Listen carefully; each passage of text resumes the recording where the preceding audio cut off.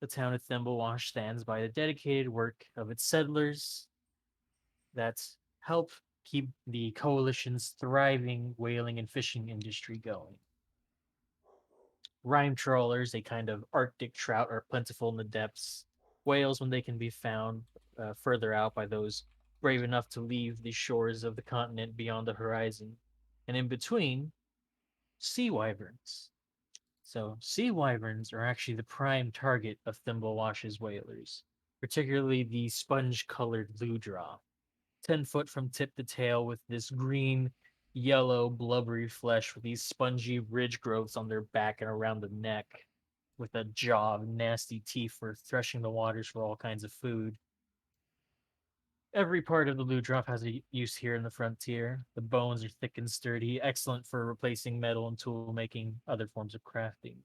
The meat is fatty and wonderfully tender, a delicacy for those beyond the northern coasts, but here it's kind of a staple of the coalition's diet. And the spongy flesh and blubber is a wonderful insulator, but perhaps the most important part of a ludra is the oil. Wyvern oil can be harvested from all kinds of sea wyverns, but the ludroth is like a wellspring of this fiercely burning oil. Burns hotter, longer, and is resistant to the roughest of colds. It's perfect for heating homes, keeping torches and lanterns burning, and shipping to coalition tanneries for use, trading to other continents, and so on and so on. The town covers a fair bit of ground, about 30 acres of land here on the northern coast, from Pike Hill, a smattering of buildings on a hillside inhabited by those that don't fear the dark rumors and stories of the now long abandoned Vergla Spire, the mage tower of a wizard rumored to be a necromancer some, 100 years ago, to the fishing huts built up around the coast and near the Horfire Lighthouse, to the fort known as Bracken's Watch, manned by the coalition's militia fighters, standing ever watchful and protective of the coalition's interest in this area, protecting it from wild animals, enraged wyverns from the depths, or even marauders from the snowy fields of the icy contest to the far east. And lastly, perhaps most importantly for us at this moment, we have Death's Quarter, the main bulk of Thimblewash, where the whaling yards are. Here in Death's Quarter, the town has a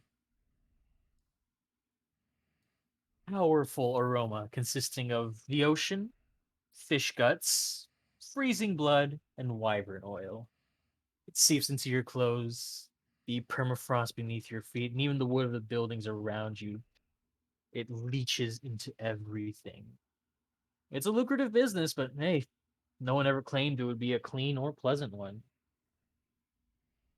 That said, we really open our tale by looking upon one of the sources of this awful stench, the spongy corpse of a Ludroth, as a human woman in her late 30s begins to butcher the beast with a large knife. Within 2 hours, the meat is sliced up and sorted off to workstations to be salted, smoked, and sent off to other settlements to keep them fed. Wyvern oil is harvested, loaded in the bottles and kegs for transport. Tanners take the spongy hide and make leather, clothes, and other insulating things perfect to resist the freezing temperatures of the region. These items are being packed into crates and barrels and baskets, food, warmth supplies to keep the people of Thimblewash going. Then they're loaded into wagons bound for various places. And helping load these such items, we find the first of several strangers to recently arrive in Thimblewash. As Jotun, sorry to put you on the spot, but would you like to introduce yourself? If the other Uh, players are there, what do they see? oh man, I'm scared. Hold on. Yeah. Hey, somebody had to go first. So, not to break immersion, I'm just supposed to describe what I look like, right? Yeah, Just so yeah. okay. All right, what everyone's seeing is a big old tall dude. It's all tatted up. He's got some massive muscles, a long blonde beard, and a Viking style kind of haircut. We're good, dog. Neat. So, as you load the items on the back of these carts, a half orcish man, another whaling yard worker named Tarim, with his thick black beard that is crusting with snow, approaches. He says, to you, "Hey, lunkhead, how's the loading?" It's pretty tough, dog. Right. Well, it's another bell to shift's end. That's about an hour. Um, but I need to head out on one of the ships to patch some holes. You do me a favor. Darius is at the Benbaro and he asked for this. He hands you a package, wrapped in oilskin and bound with twine. It feels like it has some heft, but in your practically giant hand, it's like a feather. Just get it to him when your shift is done. I appreciate it. And hey, drinks will be on me tonight. Hell yeah, dog. Yeah, and he Can I leaves the uh ship. can I get nosy and open it, dog? I'm really new to this, so Hundred my bad, percent, yeah. man. No, 100%, yeah. He says, Hey, "Hell do it. yeah, dog." My bad. This is all new. Uh, uh, so like right now, I'm not trying to break, No, go you're off the rails fine. here. You're fine. But Yeah, I man. mean, in this situation, Relax. if I want to be nosy, I could be nosy, right? Yeah, Oh, you 100%. do whatever you want, dog. Whatever your character would do, you do it. Yeah, 100%. Yeah. If he wants to open Uh, that shit and see what's in there, you can fucking do it, dog. yeah. So I assume you have enough sense to wait till he leaves before you start opening it up. Oh, of course, yeah. He's leaving, and then I'm opening. Yeah, you see he leaves. He shouts to a couple other workers to grab their tools, and they follow him out of sight. And you wait for a moment when no one's around. You open it up, and inside appears to be a looks some sort of dark glass bottle. It's not labeled. It's filled with a you can't tell the color of the liquid because it's currently on the other side of this dark glass and has a cork in it. Looks to be a pretty old bottle of something. I'm just gonna wrap it back up and put it in my backpack. Yeah, goes in there, and you continue your work with that package on hand, ready to be delivered when you're done here. You know, Jotun, that Zaries is the dockmaster here, and he was actually recently injured in one of the Ludroth attacks. And yeah, he was injured in one of the Ludroth attacks when a few of the bastards were suddenly returned to life. If not for your actions, actually, Darius would have died and wouldn't be here to sulk over at the Charging Ben Bar, one of the two inns in town. So you know where he is. He's been kind of sulking there ever since he got injured. At least, though, his gratefulness for you saving his life is kindly expressed by him paying for your room and board for the next week or so. Uh, but yeah, you finish loading off one of these wagons, continue on your shift, send it off, and it begins to wind its way through the village as we leave you there to keep doing your thing. As this wagon begins to wind its way through the streets between the close knit buildings, snow capped eaves, and smoke pouring from fireplaces. It's about midday. The townsfolk are working in full swing. A blacksmith is hammering away at their forge. Drake burners, the militia that the coalition has here, they patrol the streets with maces and these large metal reinforced kegs at their hips that are filled with wyvern oil for, you know, peacekeeping reasons. Yeah, the people of Thimblewash are patching holes, shoveling snow, salt in the ground, just doing everything they can to make this humble little village that it is their home livable. It is late winter, only a few weeks before the spring months come, so the harshest and coldest nights have passed, but this far north, the cold is never truly gone. But with the spring approaching, more travelers are coming to this little burg. Merchants from abroad, mercenaries looking for work, fishermen from the nearby settlements and homesteads picking up tools, delivering their haul. Even some sightseers eager to just see the literal farthest northern point of the Singularm's livable landmasses. The wagon we are following, however, is going a little farther than all that, directed toward the imposing stone edifices of the fort up on the hill overlooking Death's Corridor. Bracken's Watch, a fort established and manned by the Troskezit and coalition and their Drake Burners militia. It is the town's garrison, prison, and actually the seat of governmental power, a representative chosen by the people of Thimblewash and the surrounding hamlets and settlements and such goes to court in Truskezet, the capital of this fledgling government, to champion and represent the people of the represent the will of the people out here in this isolated frontier. This representative serves until the people feel that they can no longer serve their duty, a right that they actually exercised not too long ago when they asked the last representative, a silver dragonborn who they felt was not doing a satisfactory job. Since then, the new representative has been doing a job that has pleased the people. So far, he's been allowed to keep going. But enough about politics. The wagon winds its way out of Death's Court, and as it enters the snowy field that separates Bracken's Watch from Death's Quarter, it finds a trio of individuals currently walking through the snow and chilled breeze coming from the northern depths. At their head, Angarato, am I pronouncing that right? Yeah, that's actually spot on. Awesome. You are at the head of this trio, and would you like to describe yourself? Yeah. So he's it's hard. I mean, he's an elf in chainmail. I mean, he's not particularly handsome or ugly. He's got that sort of look about him. He's pale, dark haired, has like a tinge of blue to his skin. I don't know. You'd have to be pretty like versed in elf, I guess, to know what the fuck is up with him. But he's a warrior type. I mean, he looks stout-ish for an elf, but other than that, I mean, you know, nothing special. Notably, he is holding a rope that is affixed to one of his companions. I think that's what we agreed on. All right, this is a surprise to me. I'm excited to hear it. So close behind you is besides the person tied up with rope or bound to you by rope, there is another individual, one of your retainers, an elven herbalist with this deathly pale skin and dark hair, as well as your other traveling companion, as Cecilia. Would you like to describe yourself? Um, Dark green eyes, pale, and she has like short, medium, long hair. That's brown.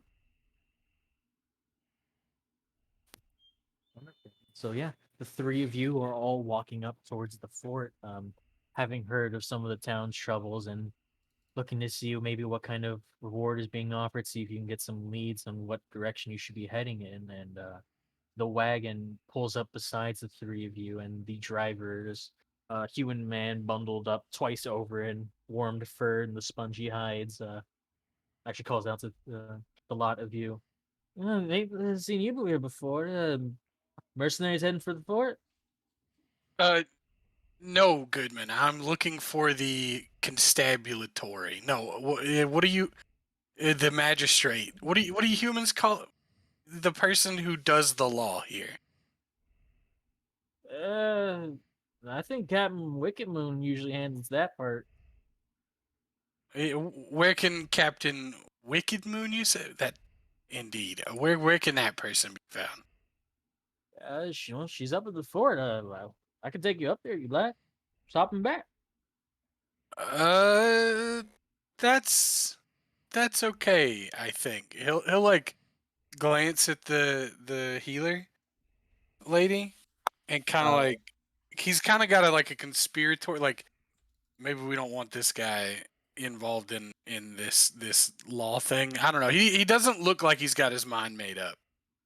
He doesn't have his mind made up on what he's gonna do. Like he's had. I think what we had discussed was that he had caught uh his not retainer the thieving, but it wasn't like an egregious thing. It was kind of like a kind of just I need some food, so I'm gonna take some food that's on display type deal, like a pie in an old lady's window or something. But so he declines. He's like, no, I think I can find it myself. all right, your choice. cold out here. He whips the reins and keeps going. You say you look over to your companion. My son. The cold never bothered me. By the My way, son. You can see it is My extremely bothering her. Tafir, that is My her son. name. She's a Shadarkai elf, so circulation's real bad. She's looking like she's freezing. Hey, it's cold. I'm sorry. I'm gonna head back into town. I'm gonna find us an inn to stay for the night. yeah, that'll do. Fair enough. He's not as serious. He needs to be more serious, but I'll figure that out some other time. Yeah, I'll just find us an inn. I'll meet you at the edge of town when I've got something. Yep. Okay. Yeah, she trudges her way back alone to the town before she's not that far off. As the two of you, Siri and Ungarato, make your way by foot up to the fort. And What is is Cecilia like a human? A half? What is Cecilia again? Halfling. Halfling. Oh Yes, man. sir. So basically, dragging a kid to jail. Yeah, you chose to do this. Dope. He definitely looks down like a dude. You know, like he's not sure, and he's gonna ask again. Like he'll ask Cecilia with a sort of like familiarity that maybe he's asked this question a few times, and he's gonna be like, "Are you sure you're not a human child? I mean, if you were a human child, I would have to just let you go." No, Okay. I but you can mean, let me go anyways. you stole that lady's pie. That's offensive. But don't you want a pie, dog?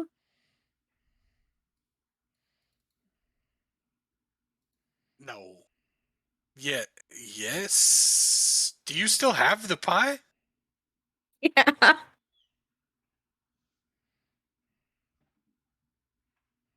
It's kind of squished between us now, but I still have it. Okay. Listen, this is testing my patience.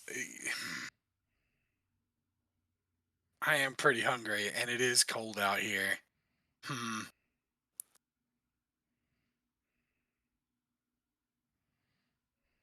Why were you stealing the pie again? I wanted it. It smelled really good. That's not a good enough. I mean, that's a pretty solid reason. She always didn't just look take like she things could that eat you. it. The logic is She inscrutable. looked as though she has eaten many things. But it was there. Why would you leave a pie in the open, man? Like, it was up for grabs. Oops, I didn't mean to do that. Sorry. I think it was there to cool. That's neither here nor there. Fine, I guess. You can. He unties her. I want some of the pie though. Okay, we can split it in half. Okay. Listen, I don't have very much money, but I have enough probably to cover your stay at the inn. If you want to come to town with us, that's fine. But you can't steal. I don't want to go to jail with you. Okay. I'll only Oh. steal the pie. That's it. No, no. We already have the pie. Yeah, I'll only steal it. That's it. Okay. That pie that you've already stolen will be the last Yes. stealing you do? Yeah. Do I believe you? Do you? I don't know. Would you all like to make contested insight and deception? Sure. Are you? Here's the thing. You're lying, right? This is out of character. You're definitely lying. I mean, I'm not gonna steal any more on the way there in town. I mean, I think he implied that you can't steal in town, but I mean,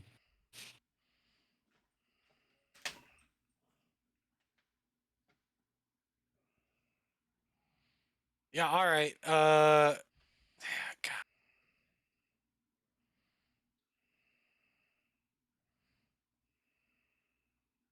You know what? Okay, I believe that part. That's fine.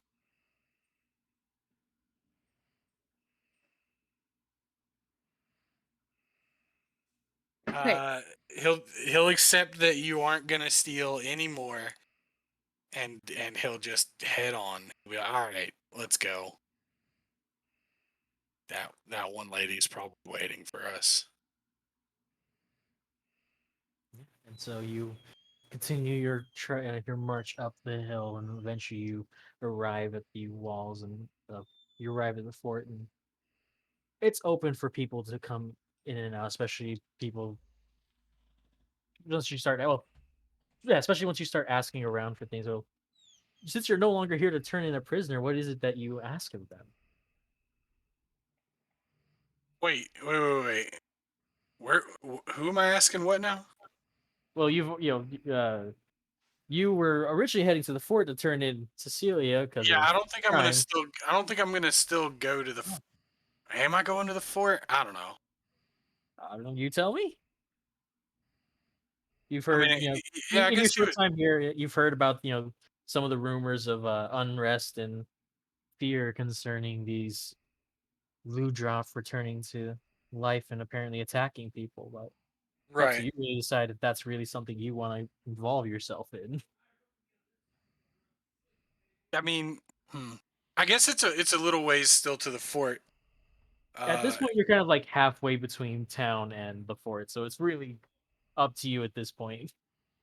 Okay, so I guess he's leading still, even though she's not tied to a rope anymore, and he'll just kind of like ask, uh, Cecilia, right? That's your name? Mm-hmm. Yep. Are you interested in honest work? I mean, there's probably work to be had in this town, city, village, whatever the humans call this place. I don't know. Honest work. Yeah, like jobs for people. I mean, I can try my best.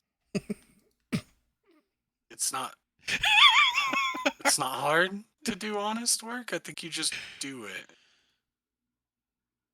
Okay. Oh my god. Fucking love it. Okay. All right. So yeah, I mean then he'll just approach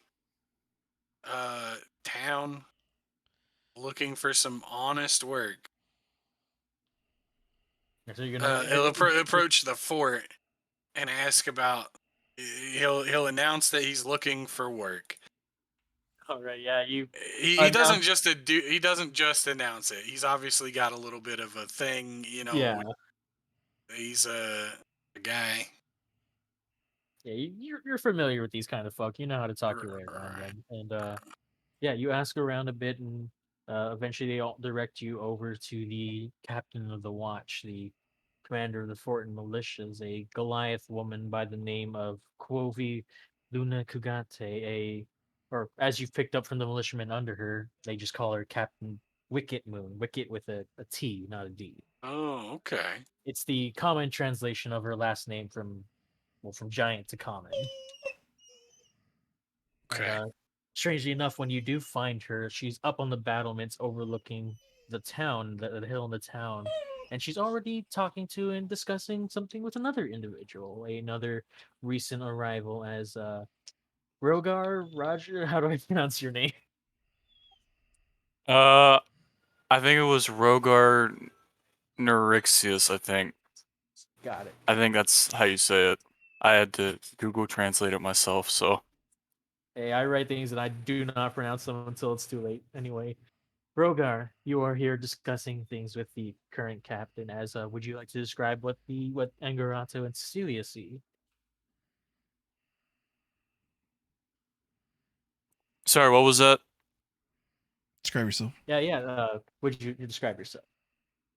Oh, yeah, okay. I'm a dragonborn, a black dragonborn. Although I'm technically chromatic, or right? Did I Well, change it to chromatic? It's still black is chromatic, so Oh, well.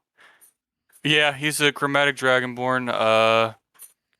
He has I don't know. He has very dark eyes.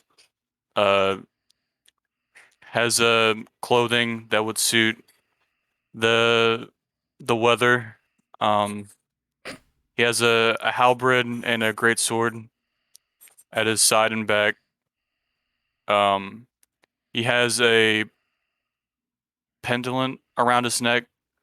Uh, Obviously from the distance you guys are at, you can't really tell, but it seems to be quite important to him as he kind of keeps it close to his chest, and every now and again he looks down and looks at it.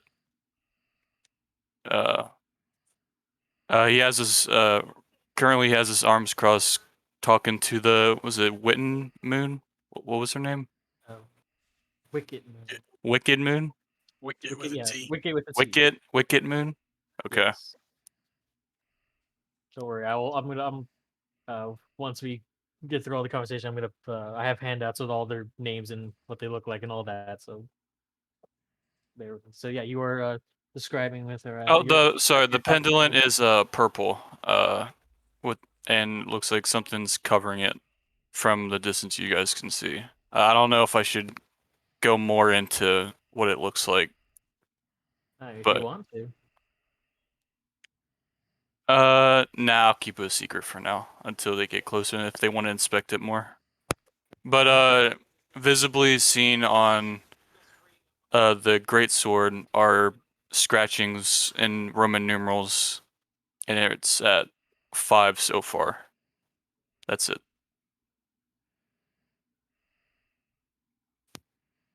All right. Yeah, you arrive and you're talking with her.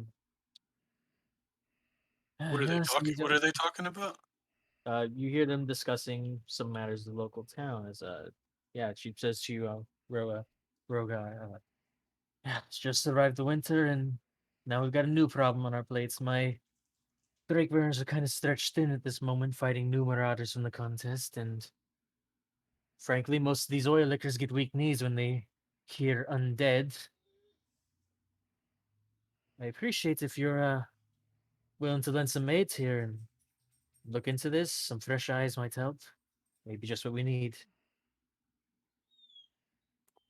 Yeah, I'm willing to do that. Hopefully there might be some with the spring coming, hopefully new people come into town that aren't afraid to get their hands dirty. I know people get weary when they hear about like undead sort of thing. Yeah, speaking of new people, and you see the captain turns over, notices you two, Angarato and Cecilia, as you arrive. You two also looking for some work? Yes. Wonderful. We do keep a modest fund for mercenaries on hand, and we will certainly pay all of you well for helping us handle this. And she shares the same info she shared with Rogar about an issue with blue drops being slain by whalers and being brought into the whaling yards and then coming back to life, which is kind of a hard thing to counter because how the hell are you supposed to know it's going to come back to life? It's kind of a sudden thing that really just happens without warning, so they're not really sure what the hell to do about it. Hmm. They're like a suspect. Like things don't just come back to life, right? Somebody has to do it. Somebody has to be doing it, but really only leads we have right now are the Dockmaster. They barely survived one of the last attacks, and he had a nasty close encounter with the beasties. He may be able to point you in the right direction. He's usually sulking over at the inn, charging Menbaro. Decent enough place, if you don't mind, small and cozy.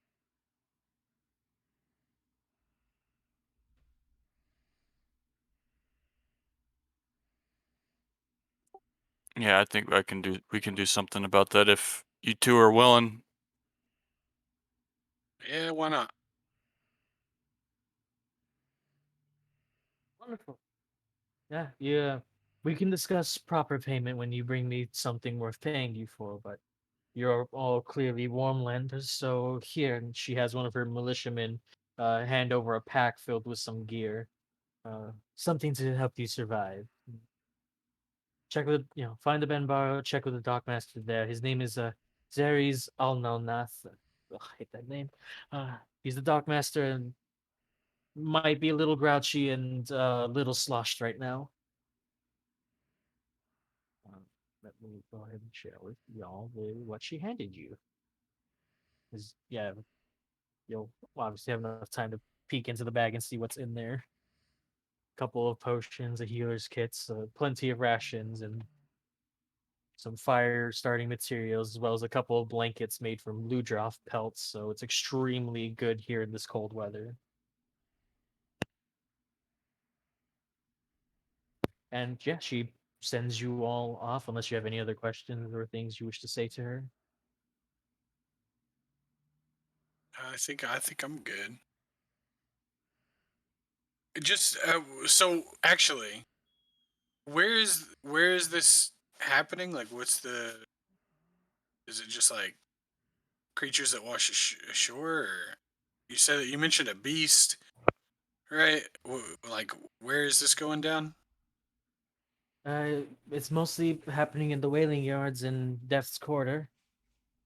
They've some whalers are bringing in Ludroths they've killed out there, and most of the time it stays that way. Sometimes they come back and decide to go for round two. Look, I mean, they might not know what you mean by Ludraw. That's how you say. It's a sea wyvern. It's a mainstay of our industry. Think of it kind of like whaling, but not quite. I mean,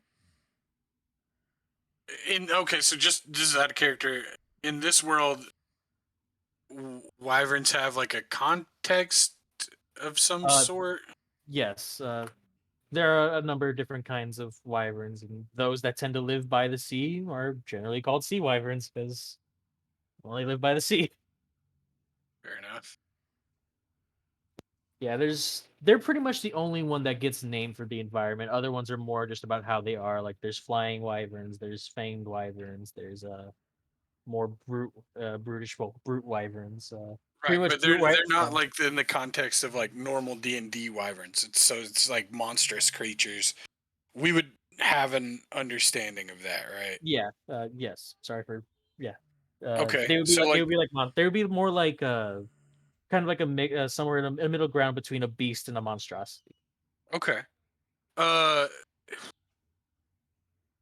how do we feel about that? That's a weird question. How do we Uh, feel about that? I mean, like, are we afraid to fuck with I wyverns? I think wyverns exist on a very wide scale. Like your standard D&D wyvern is like CR7, but in this world there is a much more expanded I guess call it an animal kingdom of wyverns of varying difficulties. And you imagine that if regular ass fisher folk can handle them, it's probably not too big of a deal. There's probably bigger, meaner ones out there, but Okay. Well, okay, fair yeah, enough. chances are if I a mean, commoner feels fine with dealing with it, you could probably handle it. I mean, probably. I think he would be interested in like knowing that, right? Like just, like getting an idea of what they're up against, but other than that, yeah, he probably doesn't have too many questions. Uh he will, I guess. What are are we leaving there together to go to the tavern? I would assume so. Yep. Uh I think once he gets out of earshot, once the forming party gets out of earshot of the captain, uh he's going to address the Cecilia and Rogar, uh kind of like, all right, so I what's the split here? I mean, I can probably handle this myself, but you know, if it's lucrative enough, I'm willing to split the bounty. 2 ways though was a little bit. 3, I mean, I don't know. You're real big and all, but do anything to back that up? I mean, You think you can handle undead wyverns by yourself? if commoners can handle it, I could probably. They're handling it the best they can. People are still dying. I mean, I have. Yes, I'm not gonna go into my pedigree or anything like that, but I'm not concerned too much. I am concerned about the fact that it's winter and you know, I mean, okay. So one I of have the to eat, sir. don't we all? Uh, I don't know. Do lizard people eat? That's Ooh. Lizard people. yeah, you. I'm gonna step closer to him and stop in my tracks. Uh, I'm I'm a dragonborn. Lizard people's kind of derogatory. I would tighten up your lips there. We just met, and I know you're trying to get a few coins, but don't make me have to put you on your ass. Yeah. Okay. I'm not dealing with this dumb back and forth jabbering. We're here to do a job. We can talk about the Right. coin later I if you think want. here's the thing. What I'm saying is that I think me and Cecilia over here probably do the job on our own. You mean the person that hasn't been talking and is basically a child behind you? That's Hey, listen. You can't upbraid me for uh, misracing you, right? And then totally, miss that she's a halfling. She's a halfling? Yeah. Oh, my apologies, ma'am. mm-hmm. Out of character question. Is she eating the pie right now? No, right now she's just watching you guys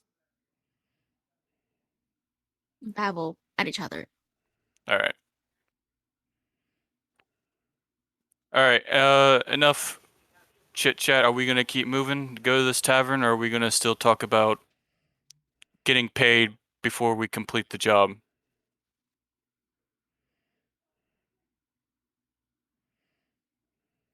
Fine. We'll go to the tavern. You can I don't know how many there are. Maybe it's the same one that my retainer picked. Uh but yeah, sure.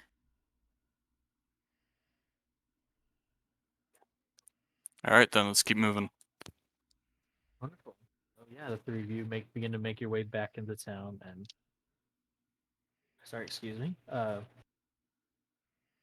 As you begin to make your way over, we return our gaze back to the dockyard about an hour later. It's taken you all a while to get up to the fort, discuss all these things, and eventually get on your way. We return to the whaling yards as a bell rings out and the end of the latest shift is signaled as Jotun. You were just finishing helping an elf with exceedingly pale blue-white skin and clothes lined with fur with this large metal platter, like 4 foot across and quite heavy, helping them load on these large chunks of spongy Ludroth meat on it. Your shift is over and your work is done. You see this snow elf, as that's what they are, struggles a bit to get the platter up over his head, but he does actually manage to get it there and start carrying it. He's struggling with it, but you get a sense this isn't his first time he's done this, and he'll be fine, probably. And he gets it up. Thanks. Stores were getting a little low at the Benbaro. Meant to pick some up yesterday, but kind of forgot. Yeah, he's got a bit of a sheepish grin, and then starts to turn and make his way out of the whaling yards, apparently heading for the charging Benbaro, your intended destination. If you if you plan to deliver that package after all. Oh yeah, I'm delivering that package. I'm gonna start making my way to the place, tavern. Begin to make your way there and cut ahead to this fine little inn, the smaller of the total 2 inns in Thimblewash. They've got 2. And we enter the Charging Barrow, this fine inn that is rustic and warm.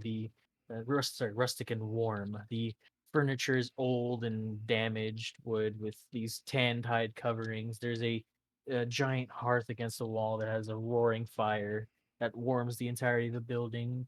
Large furry pelts on the floor arranged before the hearth, as well as regular seating and chairs around. Uh, Pending bar is a large Leonin tabaxi. So to explain that, tabaxi, well, Leonin and tabaxi are not separate races here. They're considered Leonin are considered a sub race of tabaxi. Just a Okay. little lore bit there. So yeah, he's a cat folk that resembles a big cat as opposed to a regular, more common cat. In this case, a snow leopard.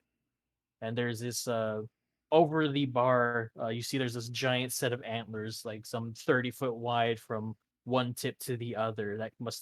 That came off of a giant moose beast, this brute wyvern known as a Banbaro. And he's serving me to a few of the travelers here and there at the bar, while a tiefling woman with this one clipped horn is ferrying cups around to the other patrons that are lounging on some of the pelts near the fire. The music in the bar is like a soft lull being provided by a halfling man with a dulcimer. He's got the rosiest cheeks you've ever seen, scrawny and shirtless too drunk or hung over from the previous night to really have any full grasp of whatever situation's going on around him. And in this fine little inn, we find the last of the strangers currently in town as Abraham. Would you like to describe yourself?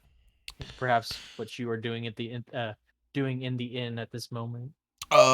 Yeah, you said there's a nice fire. He pulled up a chair pretty close to the fire. He's bundled up in it kind of looks like a double robe. I don't know how to explain it. It's just like a really thick robe. It's kind of over his head. You can tell that he has like a really bad receding hairline. He has like gray hair. It's kind of curly. On his forehead, you can tell that he has this like a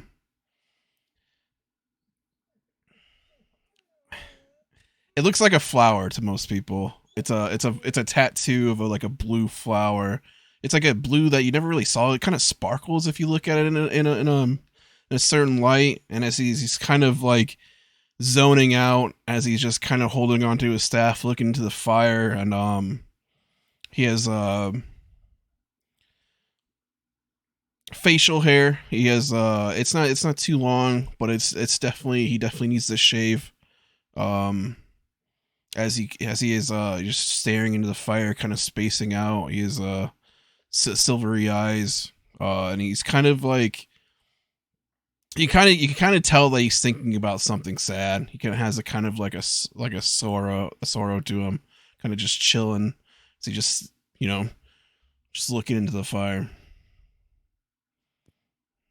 And so you're just kind of there looking at the fire, thinking you came to this inn because you've heard some of the rumors about town, about the strange things going on, and doing a little bit of asking and eavesdropping and listening around, you found that perhaps the best person to ask was the dock master who was injured in the last attack. Apparently, he's the guy to go to with questions about this. And you got a description of him, a Triton man whose leg should be done up in a splint from mid thigh to ankle, and uh, kind of snapping out of that sorrow a little bit for the moment. You do see a man meeting that description, sitting at the bar, his leg up on a chair next to him.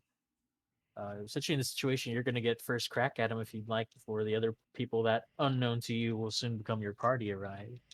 Yeah, I'll approach him, talk to him.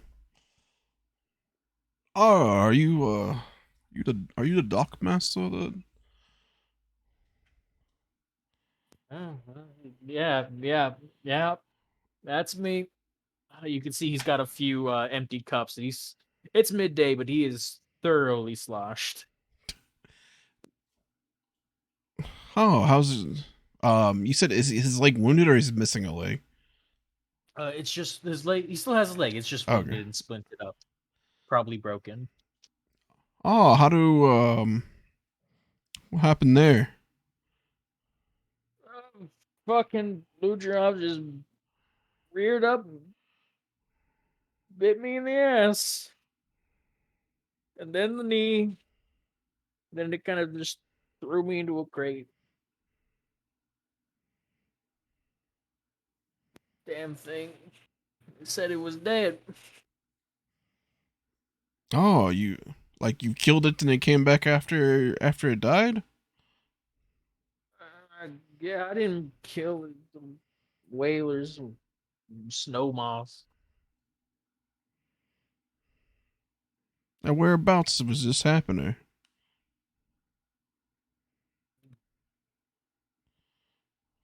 Oh, it happened.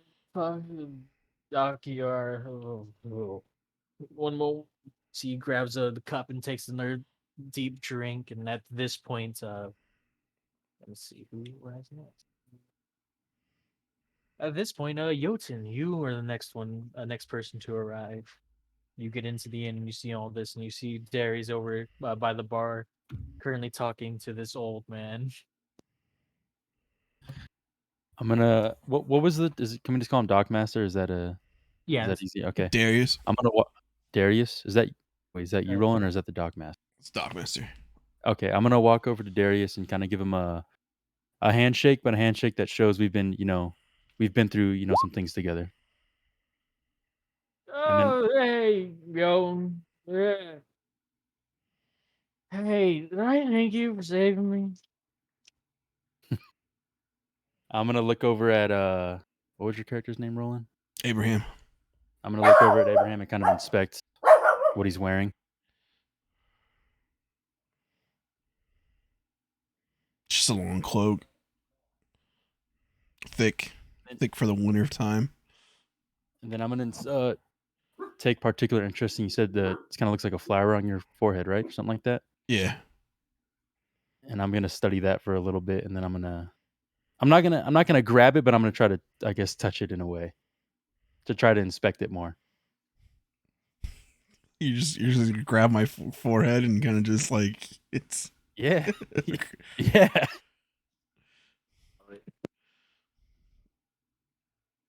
It's not, What the you, fuck? you can kind of tell Abraham he kind of lets it happen you can kind of tell this isn't the first time it happens. It's like someone kind of notices his fucking tattoo on his forehead. Do you say anything to it? Do you say anything or anything?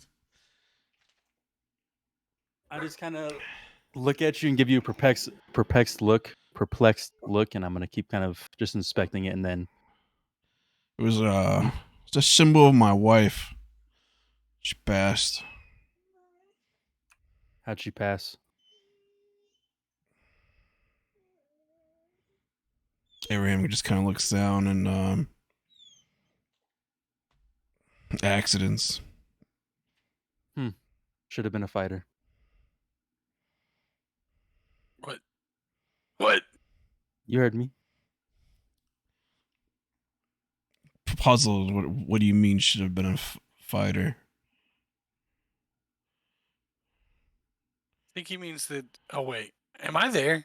I'm not No. there, right? No. Not yet. Yeah. Okay. Wait, so you said she died in an accident or was hurt in an accident? Yeah.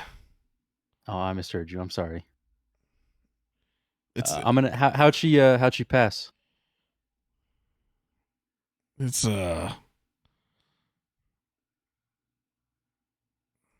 it's probably a story for another time. As you can kind of tell, like it kind of hurts Abraham thinking about his wife's passing. So were All right. Abraham's first words to Jotun, "My wife's dead." Yeah, basically.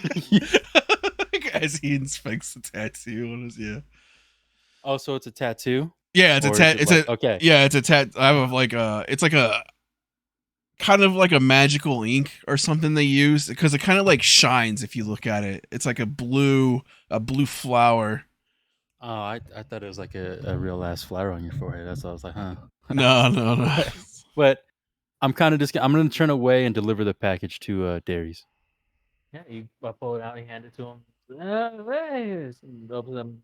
Thank you. And yeah, maybe uncorks it and takes a deep swig. And as he's taking this deep swig, at that point, the rest of the soon-to-be party, Rogar, Cecilia, and Angarato, three of you arrive within the charging Banbaro.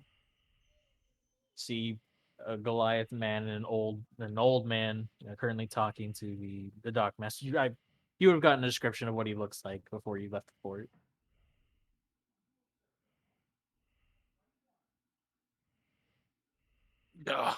I think Angarato is immediately just like, fuck.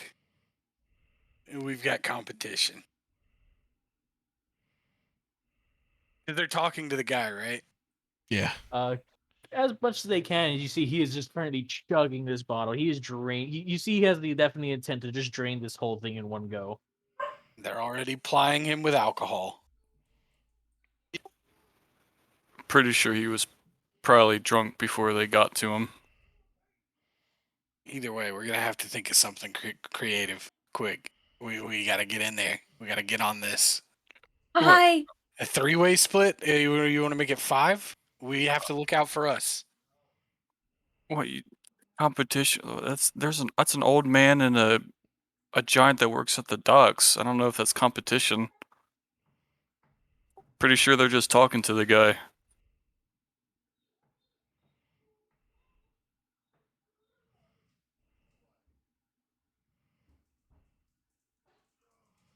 Listen, what do you mean they're just talking to the guy? No, this is our money, and we want it now. How do you know they're just talking to him? Here, let's just hang back and listen for a minute. Benefit of the doubt, I guess. We can, yeah, let's just listen in. That's you three find a place nearby to listen in, and at this point, the dock master just drains the last drop from the bottle and gives this big belch that just reverberates through the main room of this inn. Ugh. All right, yeah, that's okay. Thanks, yo. Appreciate it. I'm gonna question him what's in the bottle. Just some of the good old stuff from the old days. I like it when I'm sad. I'm just gonna kind of nod in approval and make my way to the bar. You take a half turn to your left, and you're there. Oh, say less. Is there like any like a specific type of alcohol that they serve here, or is it like, or Uh, they have some, obviously your generic staples, but they, in terms of something more specific, you see that they have on tap a very cheap ale that they import from the uh kingdom, the Crystalline Sovereignty to the far south, something called Rise Runner Ale. Um, Real dirt cheap, and it'll get you drunk eventually. I'm Um, gonna buy one for me and my and Abraham over there. Oh. uh, Oh, thank you. Yeah, sorry for about asking about your wife like that. And then I'm just gonna go make my way to a separate table by myself. yeah, no, they don't even charge you because they already know that the dock master is covering you right now. Abraham was gonna follow him to a table. So you live around these parts? Yeah, I just been here for a few months. You know anything about what's going on with the wyvern? All I really know is that people just hunt it for money. No, protect your interests and why they're coming alive after they're dead. Have we discussed that yet, or is it still kind of we just know people are kind of fishing for it? You as someone working at the docks are aware of what's going on. You're like, well, as aware as somebody can be. You've heard stories. You have so far not really been on shift when it has happened. You've just heard the stories afterward about a couple of lewd draw. It's only happened like a small handful of times. It wasn't only till the most recent attack that you were actually there when it happened, and a couple of smaller lewd drop as well as a much bigger, larger one that was brought in unexpectedly by one of the ships came in and came to life, and you did a heroic thing and saved the dock master. Didn't keep him from getting super injured, but at least kept him from dying. Right. I'm gonna turn to you, Abraham, and just kind of tell you I don't really know what's going on, but I mentioned that I fought one of them.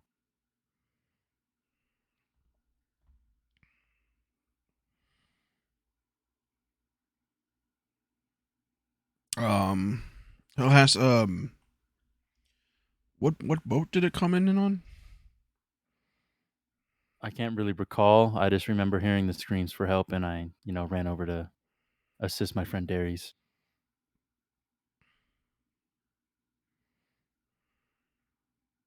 Interesting. And everyone kind of starts to sip on as they go. Is that what brings you here? Uh, yes and no. It just studying along for um you see I'm a wizard, so I like to study magic, and I heard there's some particular things I can learn up here, but kind of stumbled upon this rumor about dead things coming alive, and kind of interested. It piqued my interest there. And at this point, let's get our first roll of this campaign. Can I get a stealth roll from Engarato, Rogar, and Cecilia, and then a perception check from Abraham and Jotun? See if you notice that there's anyone listening in on you. How do I Yeah, how'd I do a stealth roll?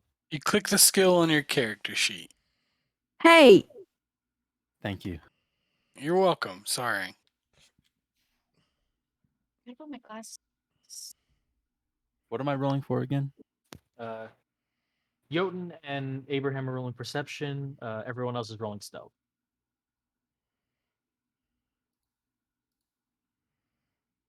Be all the way honest. I don't even see where perception is. Yeah, at. I can't find mine. Is so yeah, on the left side of the sheet, there's like a long box full of your skills. That's like that has acrobatics, arcana, all that. Stealth is near the bottom, and perception's Oh. like 2/3 of the way down. So I just need to click it, right? Yes, you hover it over, it'll light up, and then perfect. Yeah. God damn it. So in a perfectly seating himself, Engarato is entirely hidden behind Jotun. So Abraham, even perceptive as you are, the massive bulk of Jotun completely conceals Engarato from your line of sight, and you kind of just glaze over the small child at the table nearby. But the two of you, Jotun and Abraham, do notice the shifting of metal of a dragonborn in chainmail at the table next to you. May or may not be listening in. Yes, Dragonborn, is it? What can we do? As I see him staring at us.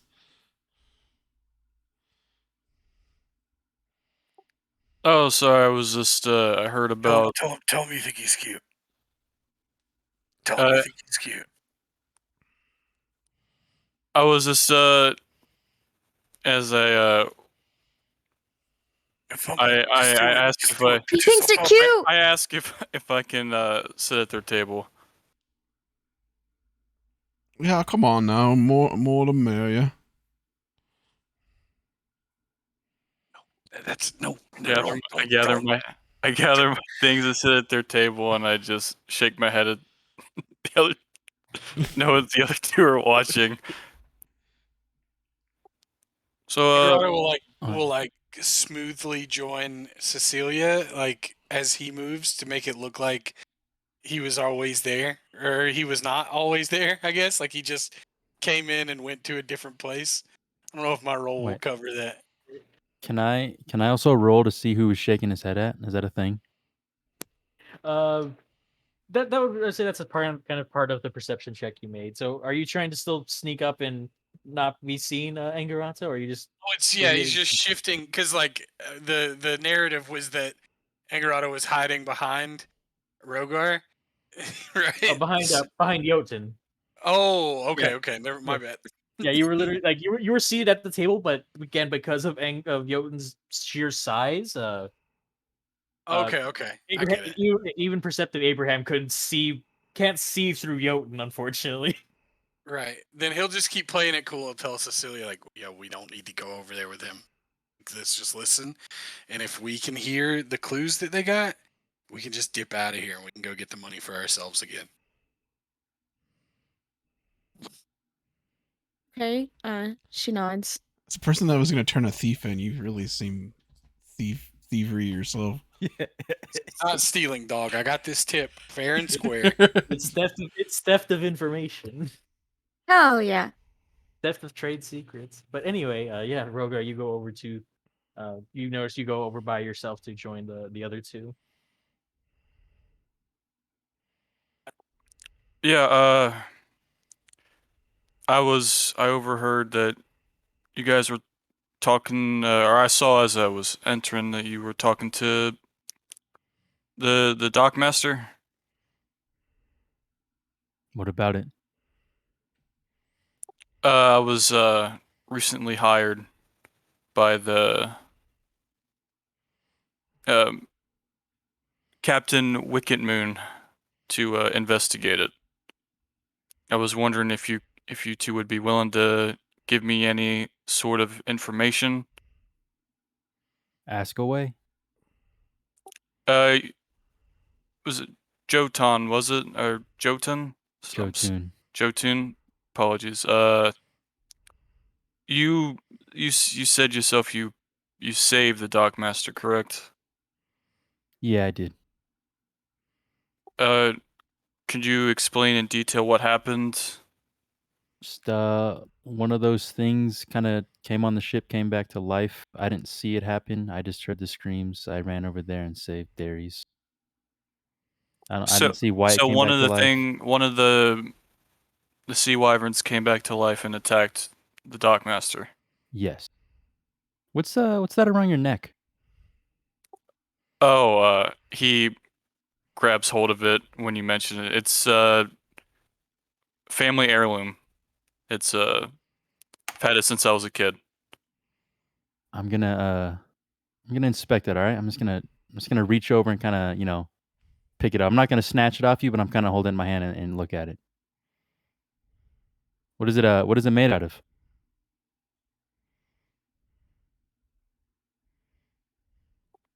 This is out of character. Hold on, I need to. It's not okay. You have it, and if you want to change its description to, yeah, that is just the description I went with. If you have changes you want to make to it, just let me know. And yeah, What is it made out of? Would I know if it? I mean, yeah, you've had it for a while. It's uh, well, I guess which part do you mean? It's made of I mean, is there like any I guess jewels or anything on there? Is it kind of just like a shape of some sort? It's kind of like an oval shape. There's like something covering it. You from your I don't know. You probably would recognize it as some sort of lizard that's surrounding like a purple jewel-like thing. I guess in question is the jewel like thing. I guess you said it's purple. Yeah. Yeah, I guess I'm mostly interested in that.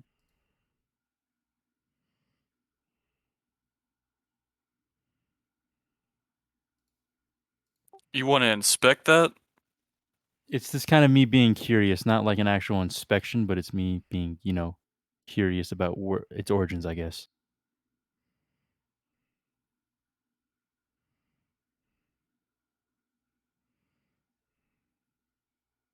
Are you asking me that or the DM? I guess the DM. It's more of me just inspecting to see what it is. It's not more of I guess, a question or something to you, if that makes sense. I mean, from what you can, him sitting right there. I mean, you can see the details he's already given you about some sort of chunk of a purple crystal or gem with some sort of um, lizard or other reptilian creature wrapped around it. As for further inspection and looking at it, I mean, do you want to reach out and try and let Rogar let you actually handle it and look at it, or just looking at it from a distance? Looking at it from a distance. Um, yeah, sure. I'll say make me we'll call it a nature check. So I just click nature, right? Yes. It is a pretty rock, and yeah, you can tell pretty much the details you were given already. It appears to be some sort of gem-like crystal.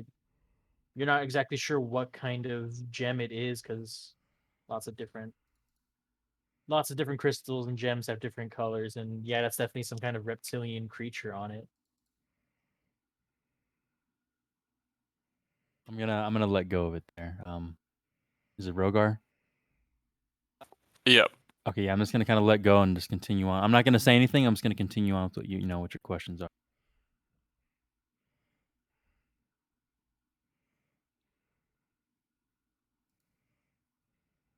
So I kind of lost my train of thought when you started asking about my heirloom. You said you saved the Dockmaster from the Sea Wyvern, correct? Yes. And you stated that the Wyvern came back to life. I didn't see it come back to life, but when I heard the cries, it looked like it came back to life. It was moving. It was attacking people.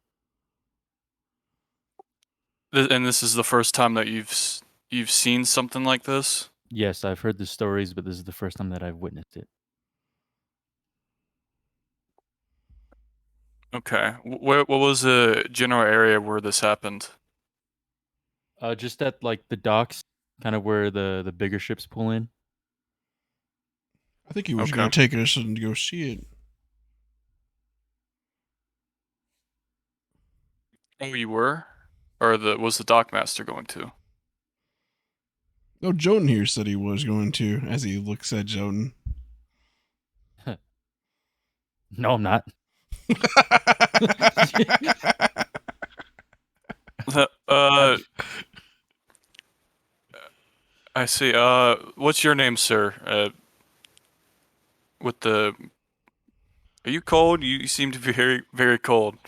Yes, I am very, very cold. It's Abraham. Nice to meet you. I don't think I properly introduced myself. I'm Rogar Neurixius. I've been here for a little bit. Been up at the fort helping out. Like I said, I've been recently hired to investigate this stuff, and if you two are interested, I could use the help. Uh, I don't know how dangerous this could potentially be, and I don't want to see anyone else getting hurt. And you two seem, well, maybe just one of you seems formidable to kill these things. How long have you been here? How long have I been here? Yeah, you said you got hired recently. How long have you been here? Rolling the die. Damn. You've been here about like a week. I've been here for about a week, but I've recently been hired to investigate the wyvern stuff. I've been mostly at the fort majority of the time. Okay.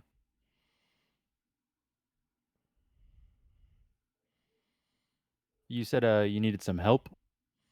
Yeah, though, if you two are willing, more help, the better. I mean, it's safer in numbers. You seem what you is seem like your- you've fought one already, so it'd be good to have someone that knows how to fight these things. And what's your goal here to go down there? Just to inspect the docks, or Investigate the why these things are coming back to life, killing them if they are around, stuff like that. Well, I was gonna go talk to the dock master as well, but he seems to be very drunk. I don't think I'm gonna be getting probably much out of him. I can see that his leg is torn up. I'm assuming that's from the beast. well, seems like I'm gonna have to protect both you at some point. So how much am I getting paid? That would be up to Captain Wicked Moon. She didn't give me a price that I'd be getting paid, but So you agreed to do work and not be paid? I mean I trust Captain Wicked Moon. She's very very well known around here. She wouldn't do something like that. Surely you would know. You probably have heard of her before. Yeah, I have. I'll help you guys out, but one way or another, I'm getting paid. That's fine. It'd be good to have someone your size and strength to help us out. Well, Abraham, would you be interested to investigate this with us? I don't know. Yeah, I was gonna head up there and look at it on my own, but it's better to have company. Question for the DM: who has all of the stuff from Wicked Moon? That's up to the three of you to figure out. I handed you the bag, and then it became your problem. I don't think Angarado would have carried someone else's bag. Like he wouldn't have carried another bag. He's kind of traveling light. He probably would have let the big guy carry it. Yep, I have all the stuff then. I guess. Unless Cecilia grabs some stuff. No, I'm gonna say she doesn't have anything from the equipment. All right. So Wikimu did give me some supplies that we could use. I showed them what she offered myself and the two missing companions that I entered here with and have no idea where they're at now. Well, we didn't hide from you. You moved, didn't you? No, I didn't have to. It turns out Oh, never mind. I know where they're at. I haven't. we're at a They're- table. they're We haven't literally been noticed. Yeah, they're literally at the table right next to him behind Jotun. I have a question. Are we still listening in on this conversation? I mean, yeah. At various points, I feel like I've learned things. Like when Angarado found out that the other big guy knew where it happened, he definitely would have been like, okay, we can split with him. He knows stuff.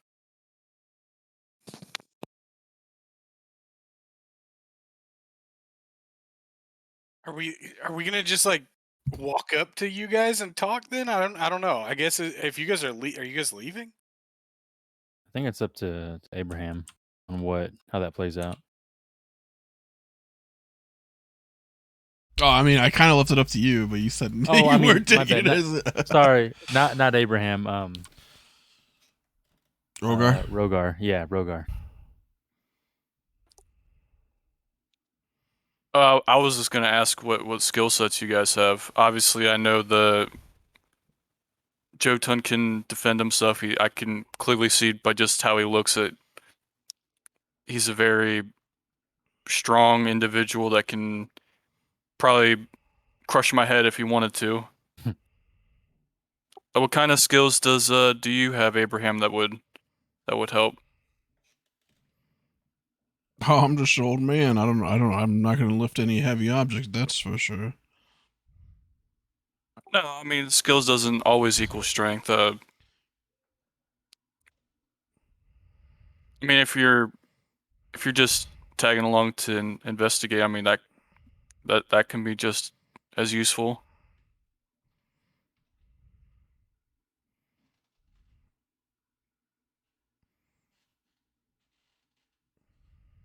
Um,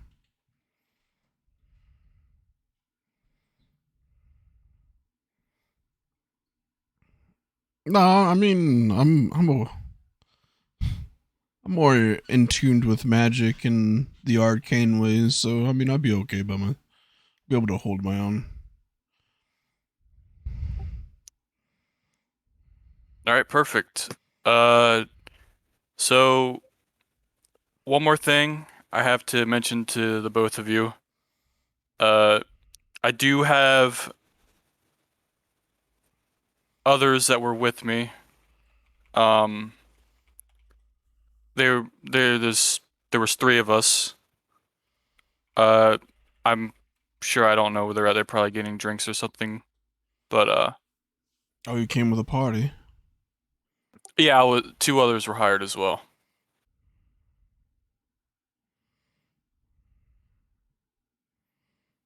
Like I said, strength in numbers. We don't know what exactly is going on here. I'm not trying to have anyone else like the Dockmaster get in the situation he's in again. I'm sure, Jotun, you would understand that considering he's your friend. You don't want anyone else that you've befriended in this place to get hurt. Of course. Where are they at? You said they're in the bar somewhere?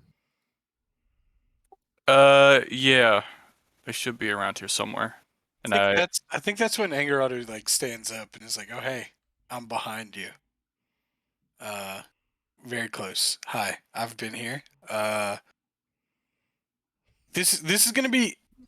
You guys realize that we're gonna have to catch someone, right? Like that's what we're setting out to do. Someone who can make things that are dead become alive, right? That doesn't just happen, right? Right.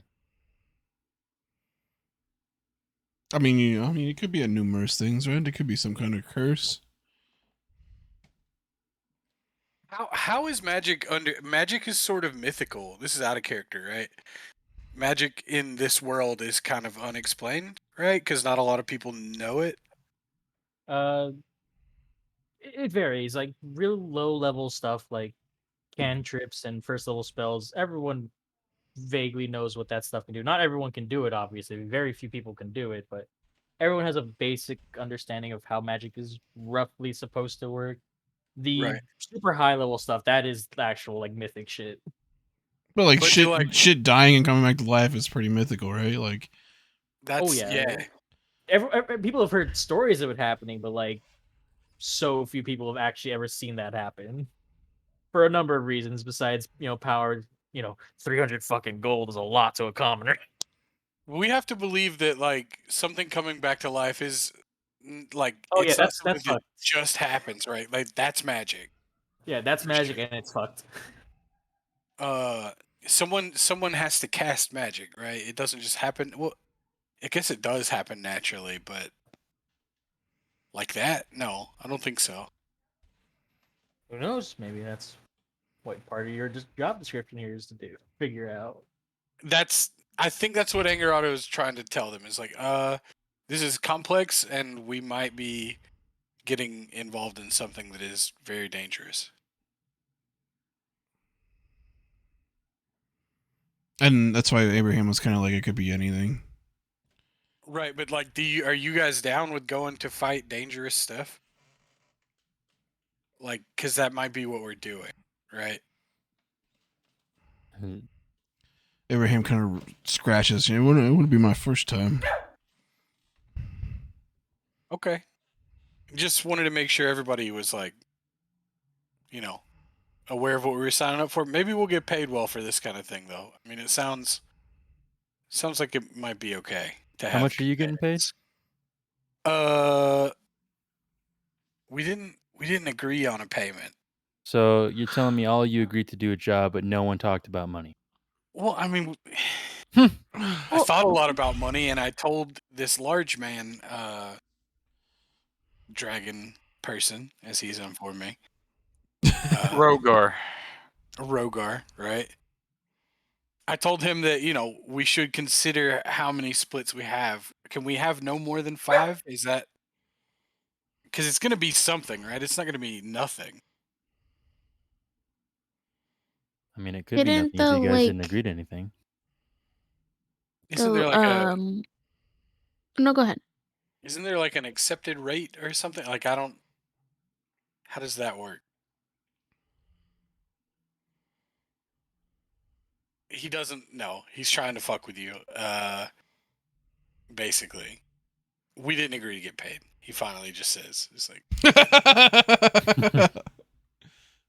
As- Like I said, Captain Wicked Moon is very respected around here. She wouldn't just not pay us once we figure out Well, what's going on. I don't want to get paid, 3 coins, and I could be getting paid 20 coins for this we job. just got hired like 20 minutes ago. We could just go back over there and be like, hey, wait a minute, are we gonna get paid? And then we'll go wherever we need to go." If that's what everyone wants, I don't see a problem with that. Yeah, you were told you were not given a specific amount, but you were told the pay would be, negotiated depending on what y'all found. And I would say, Oh yeah, we had to find real things. yeah, you have to find evidence before, As before you a know what you would get paid. as they're talking I mean- talking amongst themselves, Abraham's gonna go into his cloak and pull out his hourglass and look at it.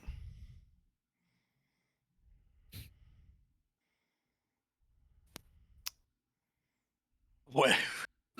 Are you expecting something from me? Yeah, that's Are you expecting something from me? yeah. What? Oh, He just has an hourglass. It's a small one. It's like a pendant. It's like a necklace that I have or an amulet that I have. No, it's a full size hourglass, like a whole like. Yeah, I just pull out a fucking huge ass He hourglass. grabs it, slams it on the table. Everyone hears it. Boggle anyone? I would say between Jotun, your time here, and Roga, your time kind of doing a little bit of work with Bracken's Watch. You know that the captain she always pays. She always pays fairly. Just she doesn't like to give out prices ahead of time to discourage people from creating problems and providing fake help or fake evidence and all that. Okay, got you.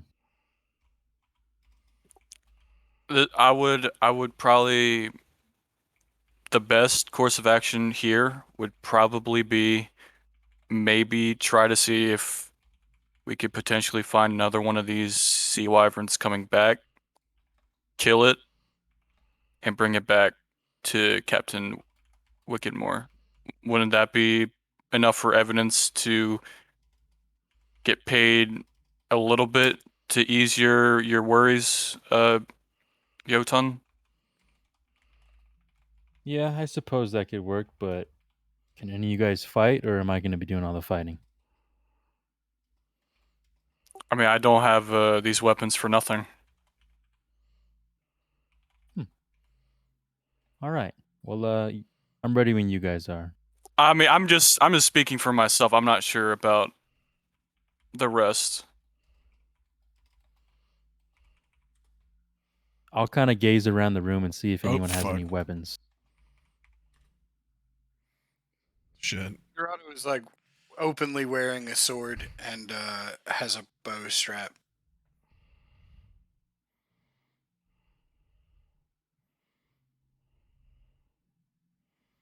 Well, He doesn't like. He doesn't say that he's. He doesn't like confirm like, yeah, I can fight or whatever. But he is armed, and like he like. I think this whole time, even though he's sitting, he's kind of had his sword cocked in a way that it was obvious that he was ready for shit to get weird. I don't. okay. I'll take that. Not like he wanted that to happen or anything, but just like if it did, he was kind of. He's at the ready, basic. Yeah.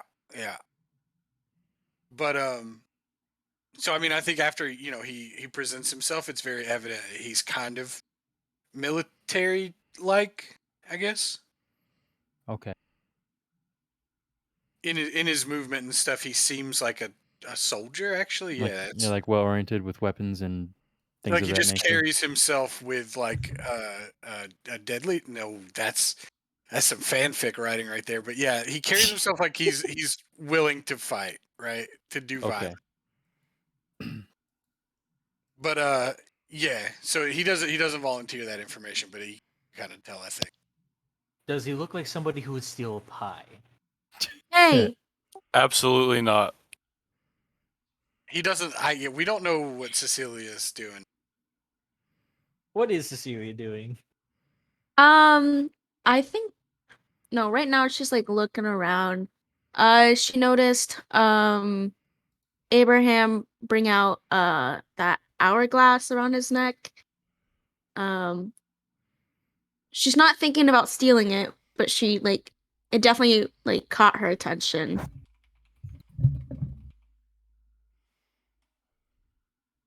And she's thinking about the pie, of course. Not worried about whatever thing these guys around here are talking about right now.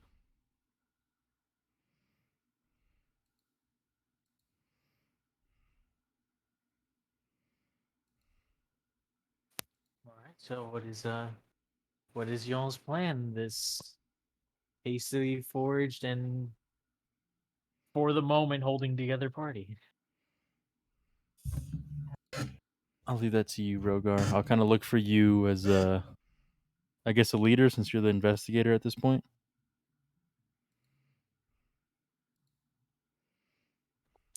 Well, I mean, I guess the first step would be going to where you slain the undead wyvern. That would be probably our first step. No.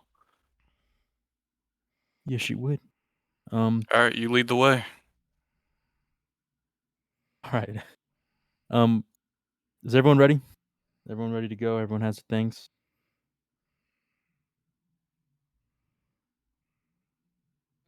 I think yes.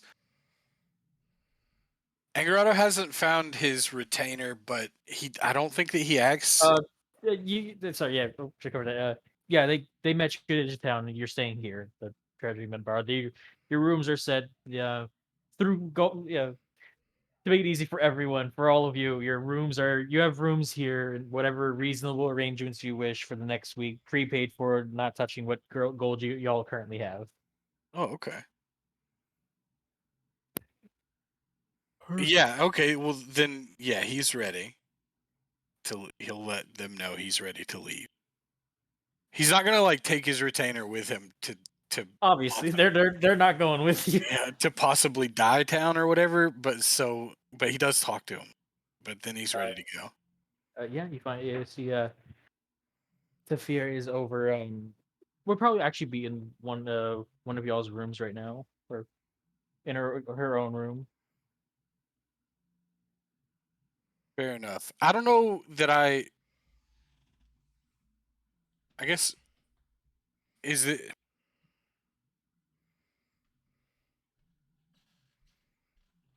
I don't know if she like does anything right now, right? She just chills here. Uh, for now, so if you look under your there's a folder on NPCs, you'll find there is a handout for she does have a benefit as your retainer. She's a healer, but she's only useful out of combat, during short rests. Okay, fair enough. All right, yeah. Then I think he's ready to go with the rest of them. I'm gonna start making my way towards the exit. Yeah. Alright, unless any of you are doing anything else in the bar, you all make your way out and following Jotun's lead, begin to head toward the whaling yards.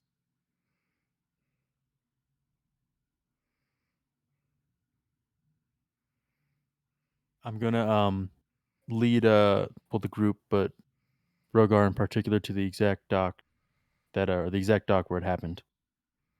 Got it. Yeah, since it happened, you know that what you call it. After it was all sorted out, the Drake burners they dragged the Ludroth bodies into one of the warehouses. One of the warehouses very close to the water's edge. So you know exactly where it is. You know there's usually some Drake burners on guard outside to keep people from going in and fucking with shit. So I know the Yeah, exact warehouse where it's at. yes, you do. Yeah, I'm gonna lead us over to that warehouse, and then I'll let Rogar do the talking since he was the one who was hired by Wicket Moon. Got it. All right, so you all make your way over. You enter the whaling yards, and yeah, the scent of blood and oil is thickest here. Your winter clothes that you've all acquired through various means to fight back the chilling winds coming down over the waters. The rough stone paving of the yard is slick with some snow and icy patches and blood from the less than clean butchering process. At this point, it's lunchtime, so there actually aren't very many workers around at this moment. Godin's shift ended not too long ago, and there's a bit of a lull period while people rest. And yeah, you see the warehouse where the corpses should be. Uh, Let me drag y'all over to this.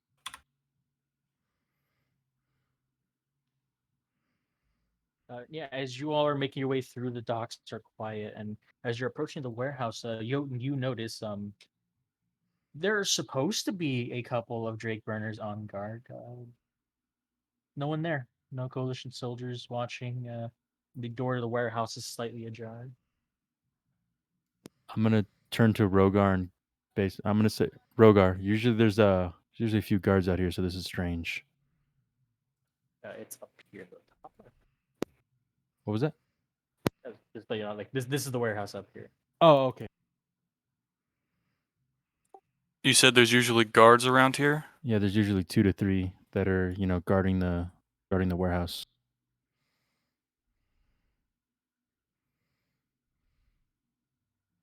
I'm gonna try to look around and see if I see anything unusual then. Make me a perception check. God damn it, I'm so bad. Alright. Or investigation if you'd so like, since you're I think that's Yeah. still as bad. Yeah, perception will tell you more general things about the area around you. Investigation will tell you some very specific things near you. Hey, you might get a high roll. Like that.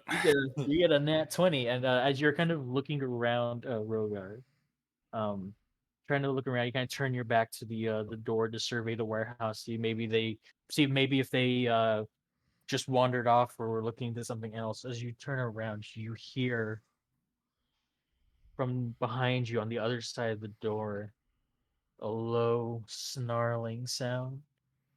It sounds wet and raspy and ragged.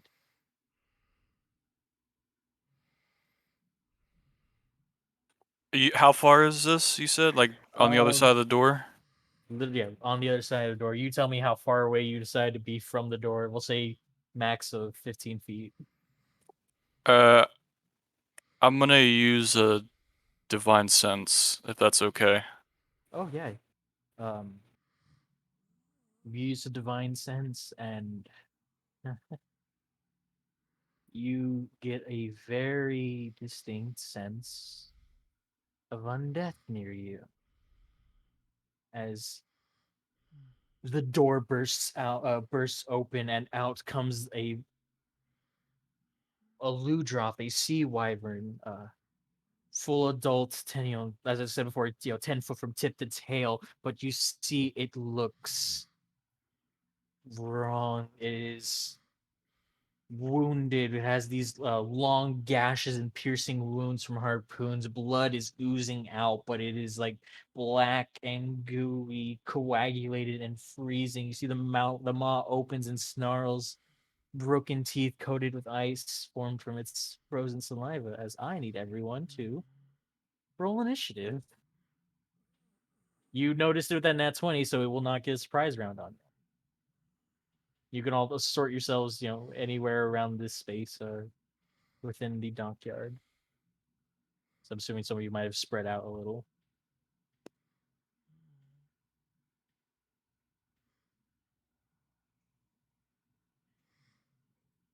So anywhere on this map.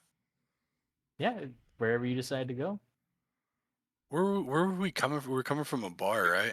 Yeah, you've come from the south, or yeah, from the south.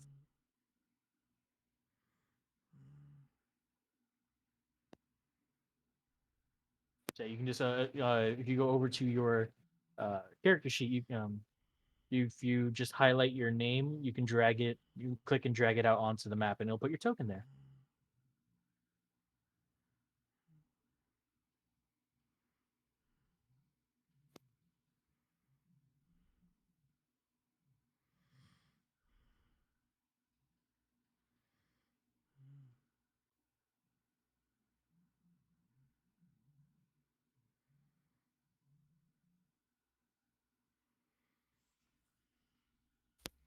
So everyone sort of set up where they wish to be.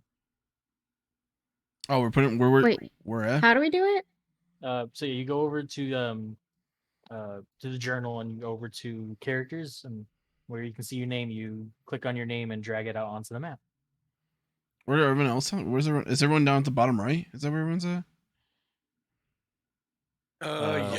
Yeah. I'm assuming Yoda, you would have been up there at the warehouse as well, since you were there with Rogar. And Yeah, I kind of put. I don't know where Rogar's gonna put himself. Kind of put myself to the right of the door. I guess. he's put himself over here, so you can put yourself where you like to.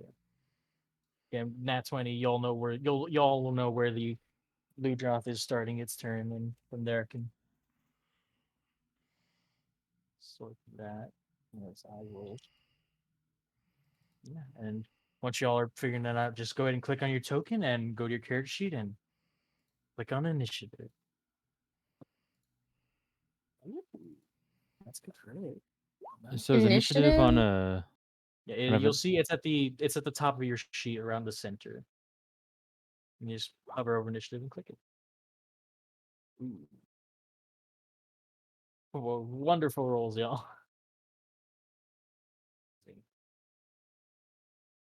Rogar, what's your dexterity bonus? Your initiative bonus? Oh, it's a +0. Okay. So yeah, the Ludroth bursts out. You see it also begin to snarl at you as he has a +1 bonus to initiative, so it's gonna go before all of you.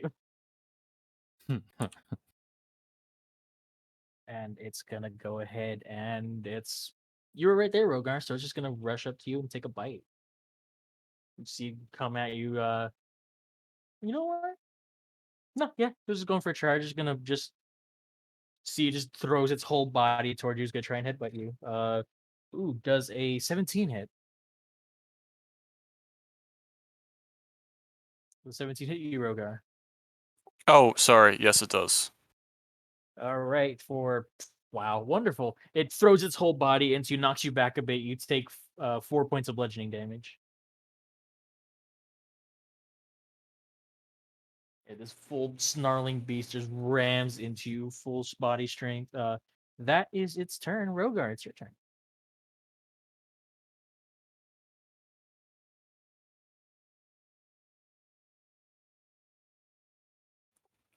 Since it's this close to me, I'm gonna assume I had a weapon already drawn. Yeah, Since it didn't, you noticed it, so y'all have your weapons out. I'm gonna say I'm gonna have my greatsword out. We'll do that, and I'm gonna attempt to swing at it from right here. Start swinging.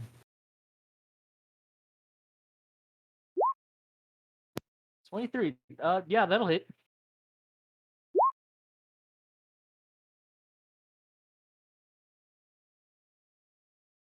Bring the great sword down. This big gashing strike that nearly cuts through one of its forearms and gets in deep. The blade is now just thickly coated in its coagulating frozen blood. It's still standing, but you look like that was a deep cut that definitely did some real damage to it. All right. I think that's it. Right. Yeah, you cut into it. You're not gonna move anywhere? Um,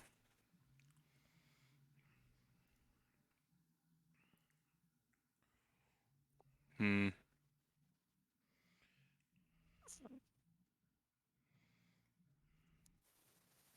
No, I don't think so. No. All right. And your turn. Abraham, your turn. Did you see a Rogar just draws greatsword and take a good slash into this thing and charges and headbutts into him? I should have fireballed it. 9. You throw off a bolt of fire and it just goes right over the beast and impacts into one of the walls. Thankfully, the thick wood does not catch and begin to burn. Oh shit. I'll move back a bit, and that'll be my turn. Okay. Garato. I mean, it's a big. What is this thing? Is it a lizard? Essentially, do it like a sea lizard. 4 legs, long tail. Pretty much just a sea lizard. An angry undead sea lizard. Okay. Yeah, he'll shoot at it. Just long. He's pretty. He's close, but not too close. I don't.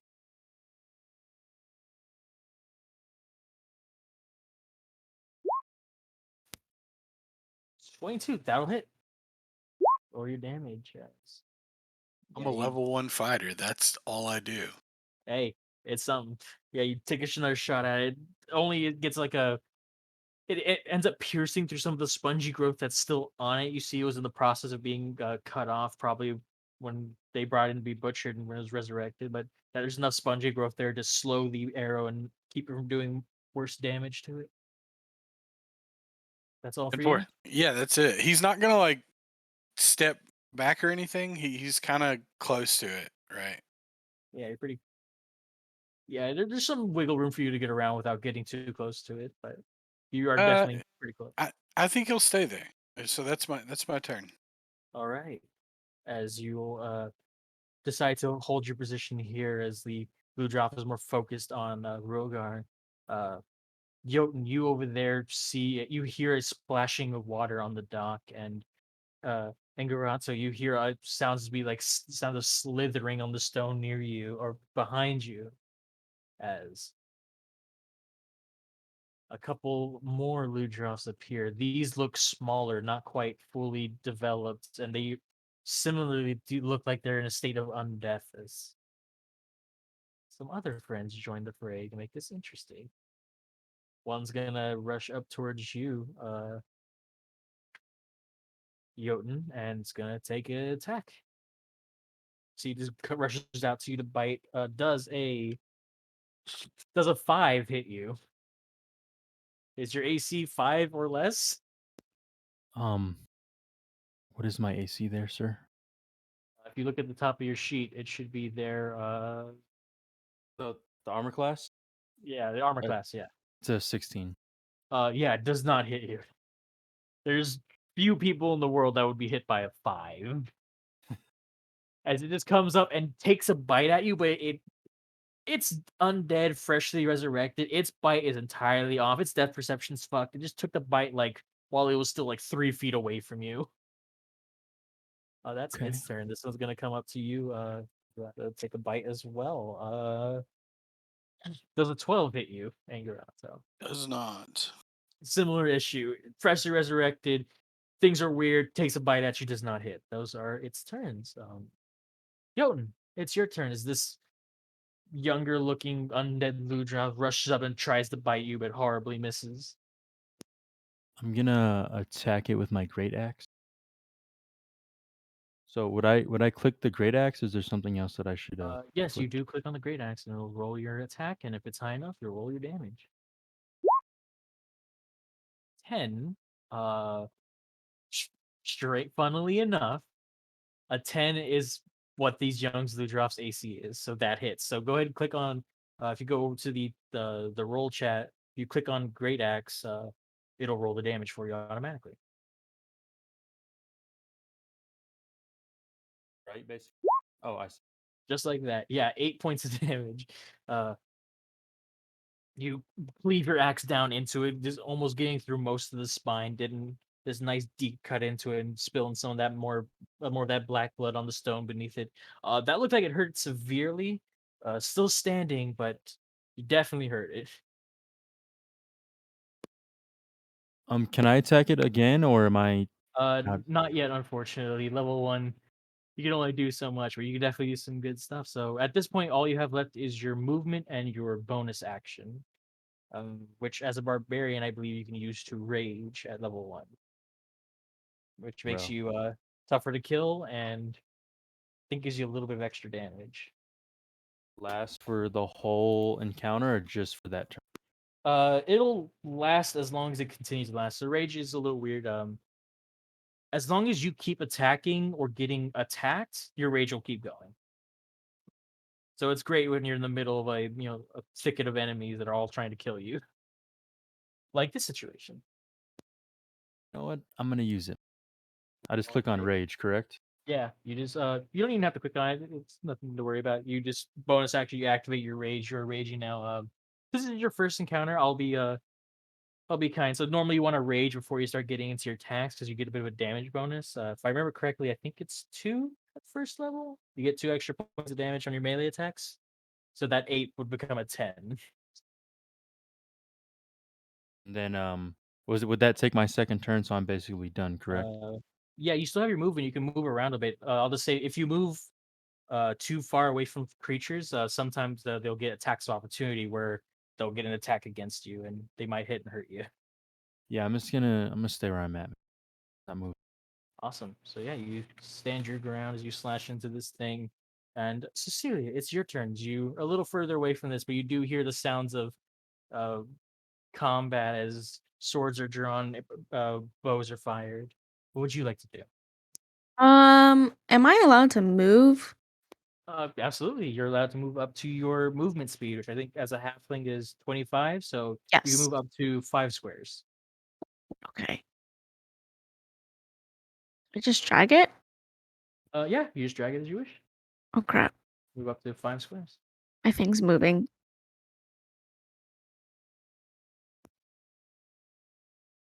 How do I move it without the thing moving? I don't know how to explain. Uh, Are you moving the background, like the map?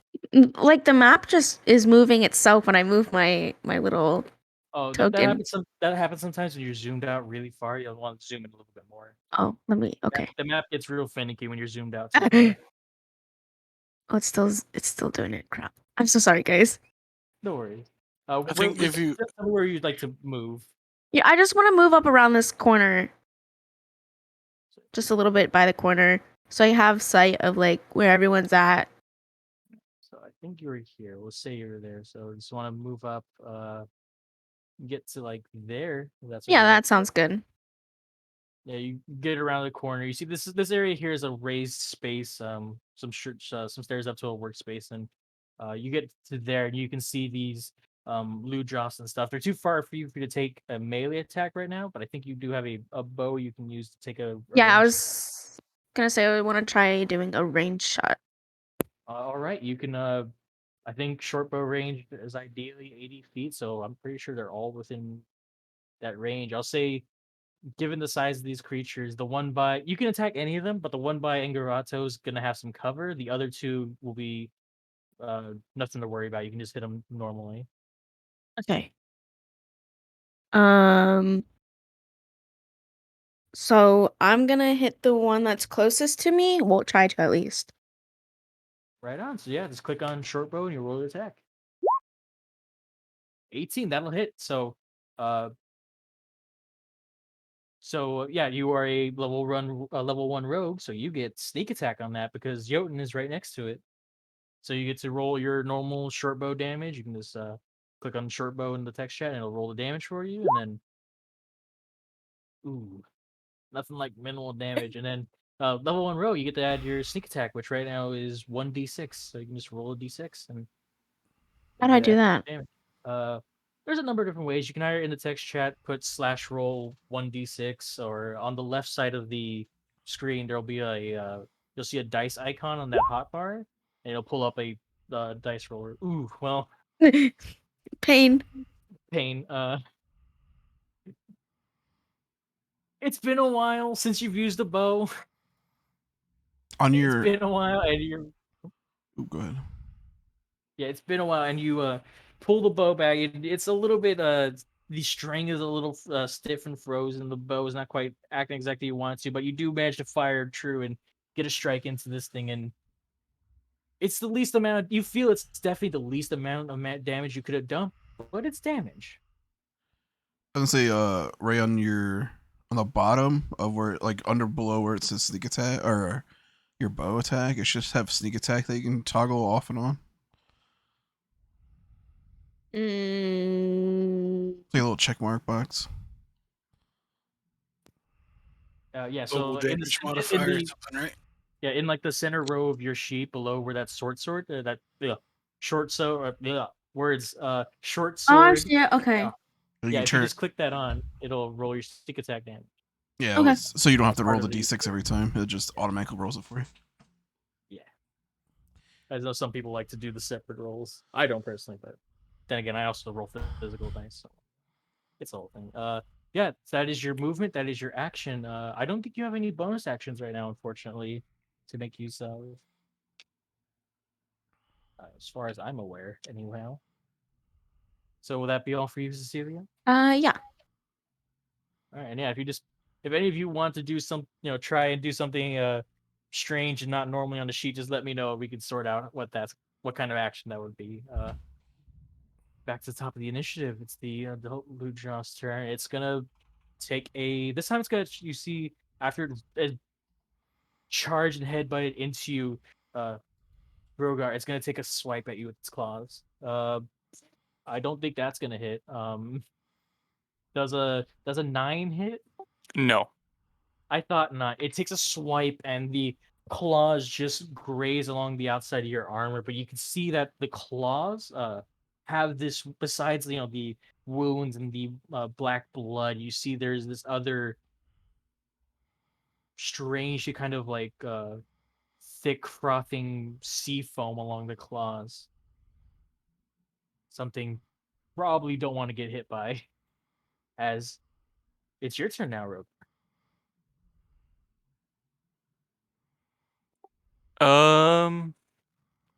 I'm just trying to look to see what I have available to me as a level 1 paladin, not really much. I think I'm just gonna try to hit him again with my greatsword. All right.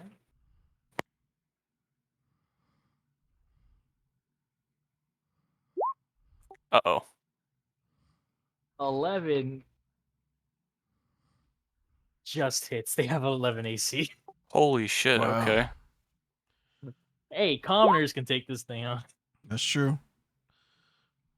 They're not particularly threatening. At least, so they hit you. Yeah, you take another slice into it, and it's definitely wearing down, about to go down.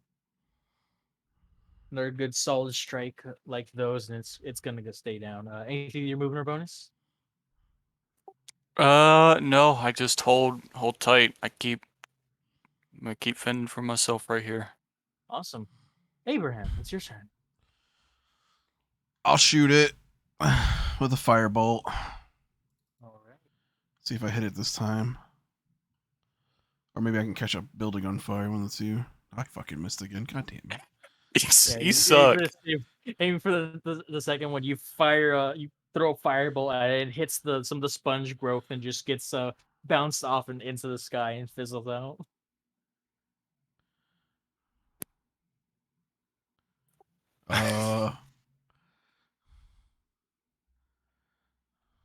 I'm not gonna move. I'm just gonna stay where I am. That's my turn. I don't have any bonus bet. actions. Yeah. Safe bet. As Zangoranto, it's your turn. The blue drop you're attacking before is looking rough, but this new one has joined the fight and is parrying you now. Okay. So I like to think that, I don't know, Face Step is a really cool ability. I imagine he does it with some like elven grace bullshit, but I'm gonna Face Step away from this thing. Fuck that. I like to imagine sometimes you just throw up a peace sign and fade out of existence. Just- Like I think he's like he doesn't even bother putting his bow away. I think he like aims it and like takes a couple steps back and disappears, right? And then he pops into where he is and he just shoots that little fucker. All right, roll your attack. I'm gonna miss, but hey, oh no, I'm So not. you'll miss if a 19's a miss. Oh, well, shit. That's a joke, right? Oh, Here we go. that's a ooh fucking hell. Holy fuck! Well, that's what happens when you sharpshooter, huh? Yeah, Tends to not be good for monsters' health when you sharpshooter them. and you actually hit somehow. Good rolls. Yeah. But yeah, so he pops back into visibility, lands next to Abraham, and is like, I'm the wizard now, dog," and then shoots that thing. Yeah, I'm the wizard now. Not even looking, fire off a sharpshooter shot that goes straight through the open maw as it was about to take a bite at you and pierces into it. But due to its undead nature, it seems to still be standing, if barely. Yeah, I Not mean looking great. he you know, he'll start lining up the next one, and that'll be my turn. Yeah, that one is not looking great. Start with the one that's on you, Jotun's gonna take a swipe at you again with the bite. Does an 8 hit?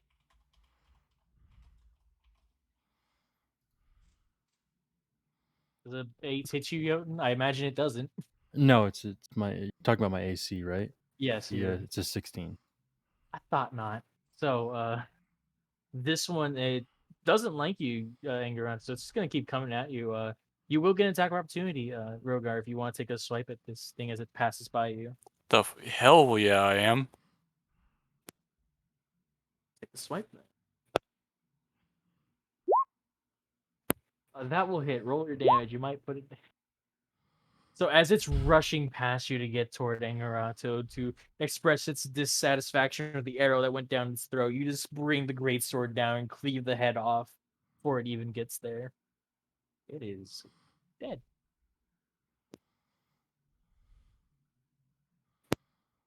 Head just keeps rolling for a little bit further. That is their turn. As Jotun, it's your turn. You see this one takes a bite at you, misses. You see Rogar cleave through the other one and kill it on it's getting on its way to attack the people behind you. So there's still the one right next to me, right? Yes, there is. All right, I'm gonna use my great axe again. Go to town. Alrighty then. 16. That hits. Roll your damage.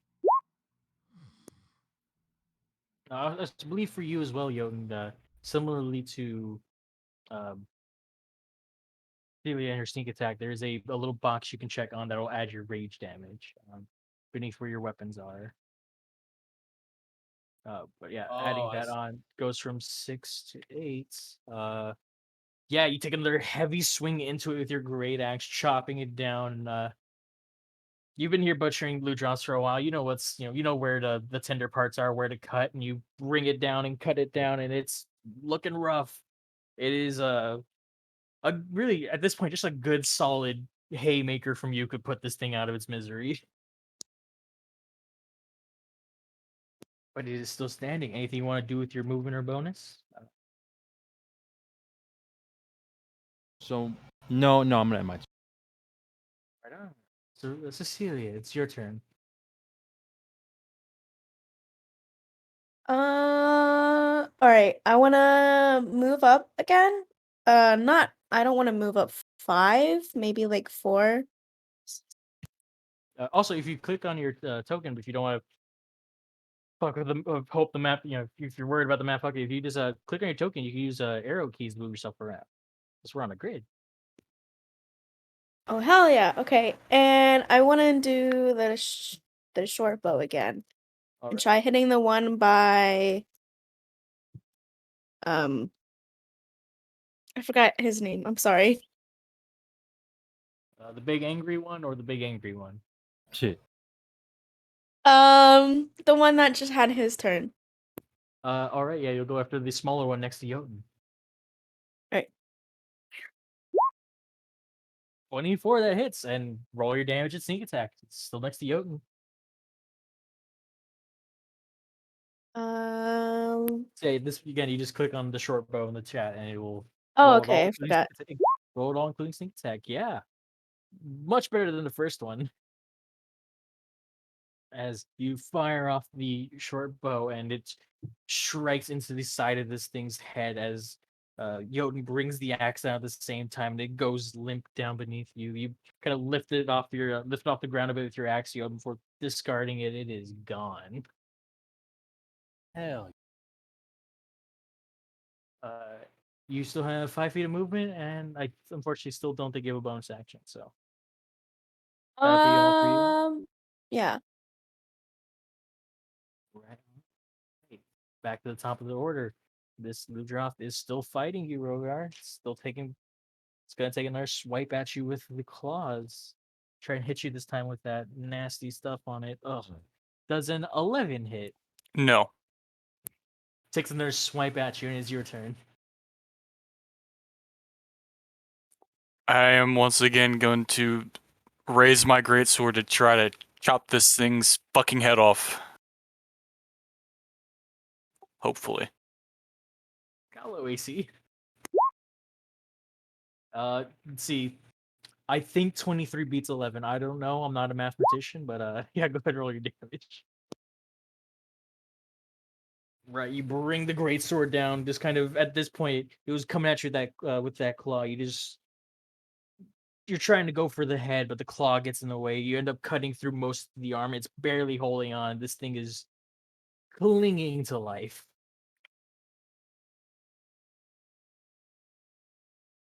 All right, yeah, I'm gonna hold my ground. All right, as Abraham, it's your chance to possibly do something positive.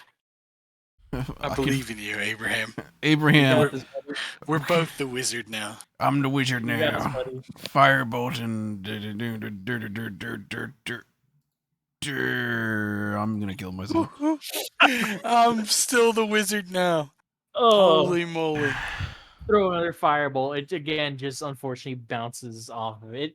It hits it, but it hits this part that was like really bleeding, and all you end up doing is just like cauterize the wound. Doesn't heal, but uh did a favor, I guess. I'm gonna drop down and pretend like I'm having a heart attack. Yeah. Oh, my chest! So, Oh, I Abraham, meant- it's your turn as you see Abraham have a heart attack right next to you. If it's his time, it's his time. But it's my time to do just a tiny damage but accurate shot, maybe, please. No, I'm just Damn, kidding. he was Indigestion. all entitled. 24, that will hit, and wow. That's unfortunate. That is unfortunate, but it is also just enough. Yeah. How All would I you need, like- all I had to do was hit it. There we go. How do you slay this beast? As it I has think 3 it hit just, points. I think it just like kind of connects in a way that kills it. It's not like a beautiful, headshot or anything. He just hits it and it dies. Yeah, you hit it right as it's going to charge at a Rogar again, and right as the mouth of the maw opens, Rogar, you see an arrow is punched through from like beneath its neck and the jaw, just gets straight through into the mouth as it goes limp. It kind of rolls over itself by the weight of its momentum, kind of rolls over itself onto at your feet. That is that.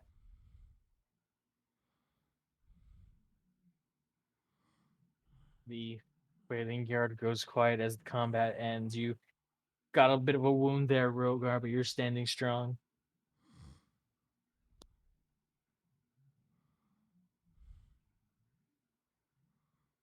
Holy shit. I'm gonna pull my necklace out and look at it again. My hourglass. As I walk up to the corpses. Your rage fades, Jotun. You walk up to one of the corpses,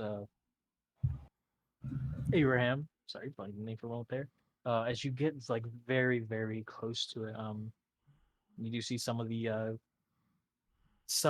sand within it, the dust begins to rise up slowly, but you get a sense that it's also starting to fade a little. And after like about a minute of looking, the sands stop flowing upward, and Yeah.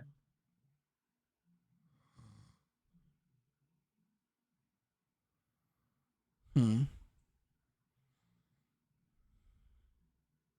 And actually, before we go any further, uh, we're gonna go ahead and take a 10-minute break.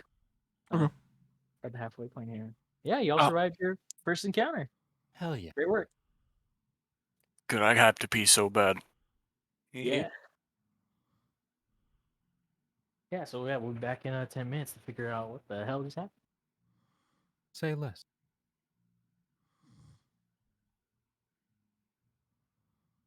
Minutes.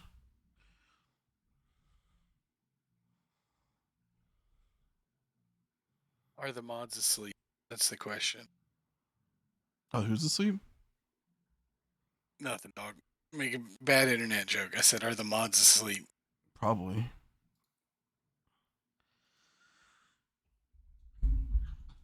Oh shit! I can't believe I didn't hit anything this whole time. Bro, you're telling me, dog. I'm supposed to be some big badass dog. I'm barely doing.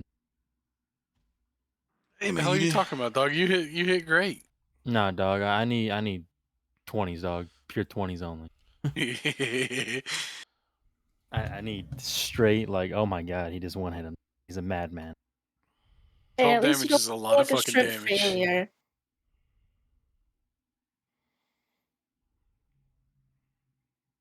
Tough out here, dog.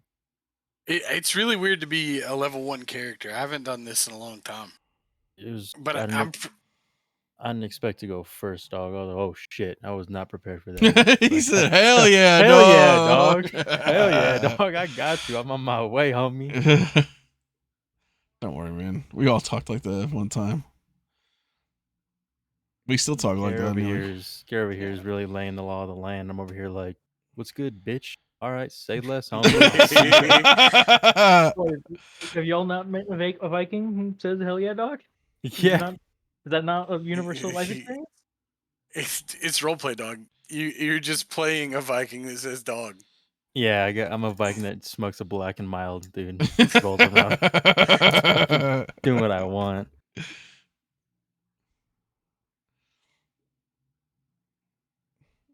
Yeah, everyone looking weird at you with your plastic tip on your cigar. You don't know how hard it is for me not to say dog. Yeah, I gotta break that right now. No, you don't break that. No, that's a part of your character now. It's part of the character now. Yeah, that's who you are, man. Oh no. Dog is just it's a common giant like idiosyncrasy word. Yeah, they used to call people cur all the time, and that means dog. Yeah, what's up, dog? You guys want to roll down on my block real quick and see where I stay at? He's clearly speaking giant, but we're not sure what he's saying. Yeah, we don't know what this guy's talking about. He's got a flag on Giant, too. he's talking about Giant Street Family, dog. Giant He's- street man. He's Viking Fade with his green flag. Ray, did you figure out how to move your token? Yeah. All right, Is cool. this canon? Is Jotun part of the GSF? This is where GSF Oh, no. started. That's what Jim serves. This is the GSF origin Thousands of story. years. the very first one, dog. We out here, dog. I like it. He's a cool character. You know what really fucks me up? I feel like Gramps is playing such a good character, and all of my characters and all of my friends' characters for so long have just been like apathetic, amoral assholes. Right? And Gramps is like, I'm on the case. I expect to be justly rewarded for my good deeds. What do you mean? That's fucking. I don't assume the worst of anyone. I see your strengths, and I think we can work together. He's a good character, man. Like, good aligned. It's crazy. Let's break him. Let's make him evil. No. Yeah. Just wait, dog. You don't know who he is, dog. You think Kerrigan was lawful good, dog? He wasn't. No, he was not. He was furthest away from that. Well, he's definitely chaotic, but I don't know if he was evil. He killed people. maybe, just say chaotic neutral and be done with it, dog. You're chaotic neutral. Or Kerrigan is chaotic neutral. This character's supposed to be good, but right now he's going through some tough times. He's going through tough times. Yeah, so he's kind of an asshole. I think Abraham's going through some tough times. He's having a heart attack. I'm over here asking him. First words to a fellow party member: "My wife is dead." He's having indigestion. It's not a heart attack. And then I said she should have been a fighter. Yeah, I was like, what? What? That was kind of rude, bro. Oh, what the fuck? Should have been a fighter, man. Should have been a fighter. Grabbing his forehead and poking at his forehead. Grabbing your necklace. It's like, yeah, bro. What is You're that? very handsy, dog. Oh, trust me. Everyone I see, man, I'm like, what the hell is that? I'm just gonna grab it. What the hell is that? I'm a tribal guy, dog. I don't really know much about nothing. I'm interested in everything that's shiny. Dirty little hands on everything. You can wash them after That's you're right, done doing your fucking shift. I don't think I have anything cool to show you. Nope, I was just at the bar and bought you some fishy ass drink or lizard ass drink, bro. You're in for a tough one, buddy.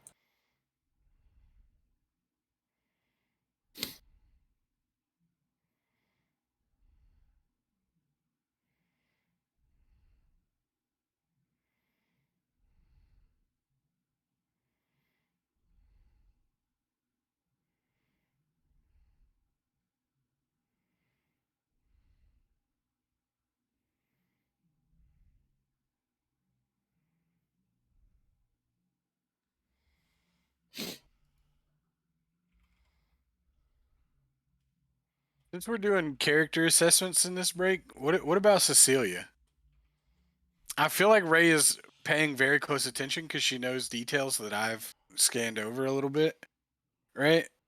But I think Cecilia is being played as though she's just kind of like tagging. I don't want to say tagging along, but are we still doing? Is this still honest work? And does she even want to be doing it? Hmm. She just killed things, but we had no idea whether or not she was like ready for that or anything, right? I mean, like in the beginning, she was just like, I guess I'll try, to do honest work because, like, I don't know, she hasn't done honest work. You witnessed her you watched her steal a pie, From a grandma, no less. Pretty low. Yeah, you're fucked up. It wasn't even like a big burly Iceland shield maiden. It was a little old granny who you said looked like she couldn't even eat the pie. She probably needed help. Yeah. Oh, I thought when you said that you meant that Cecilia couldn't eat the pie. Like, all right, No, that's an odd thing the to add old on. man. Not the old man, the old grandma. She couldn't. Old man, No. yeah. The old man. We're giving her a name now. But yeah, you stole a pie from somebody, and now you're killing things. How do you feel about that? You know what? This is a campfire talk. Maybe when we're not. Whatever. What do we? We have to pick up these corpses and carry them back to the fort. I think one of them, right? I mean, the more the merrier, right? We'll get a bigger payout. I mean, y'all came here to investigate the warehouse. There's a, Yoda. This is not the ones that attacked you are not the big one that attacked. Right. So the big one basically attacked Rogar, right? That was the one that came at him first. No, that was a small one. The big one is still in the warehouse. Like when I say big, Oh, okay, I Hey, got do you. you have teeth? big. Sorry, what? They have teeth. They got teeth. Hey, some things don't have teeth, okay? Just a question, man. These do have teeth, yeah. Okay. They could have had beaks. Fair point. Wait, are you gonna take the teeth for something? I was thinking about it, honestly. Start making a necklace. I Okay, actually was thinking about taking the teeth. Here's my argument. The more we bring, the bigger a problem it looks like. And I'm not trying to be disingenuous, but the bigger a problem that we're working at, the better we should get paid.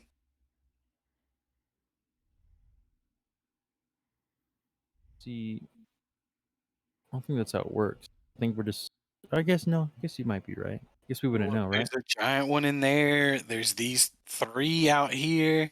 Like this is clearly something's going on here, right? Or we just lie and say we killed the big one. They know we did. They know we didn't kill the big one. I just got here.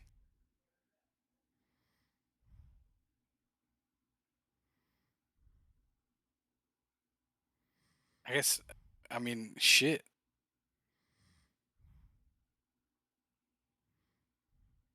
Are we just going back to the fort then? No, we should take one. Wait, are we back? Are we No, back? yeah, yeah. I think we should take one or more. Yeah, at this point, yeah, you come back into it. You've slain a few of these. Haven't gotten a chance to go into the warehouse. Not sure where the coalition, the militiamen are. They should have been here, but you've slain a few of these. Definitely not the super big one that you saw before, Jotun, but Well, I'm gonna bring Ragnar and bring him back to the attention of we should still take a look at the big one inside the warehouse.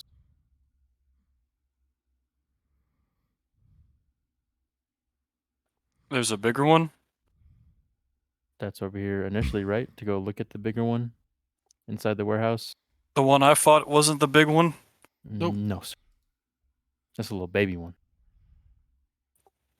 All right, yeah. Let me see the big one, I guess. I'm gonna make my way over to the warehouse and open the door. you open a door and the rest read dead rag. You open the door and the interior is the immediate interior is dark. You can see there's some lanterns near the door that are unlit, but as you do step in, you can see that there is some coming from the darkness and into the light spilled by the door. There is what looks to be a pool of fresh blood. But you being normal, non-dark vision having person, it's dark in the warehouse. Ragnar, do you have anything to light these lanterns? Let me check. I could just poke my head in there. Come on You- over. Yeah, okay. I will do that. You poke your head in Yeah, do Angaranto. I need to make like a sleight of head check or something? Sleight of it. That's a different thing. I don't want to get caught lacking. Go ahead and make it if you like a stealth check.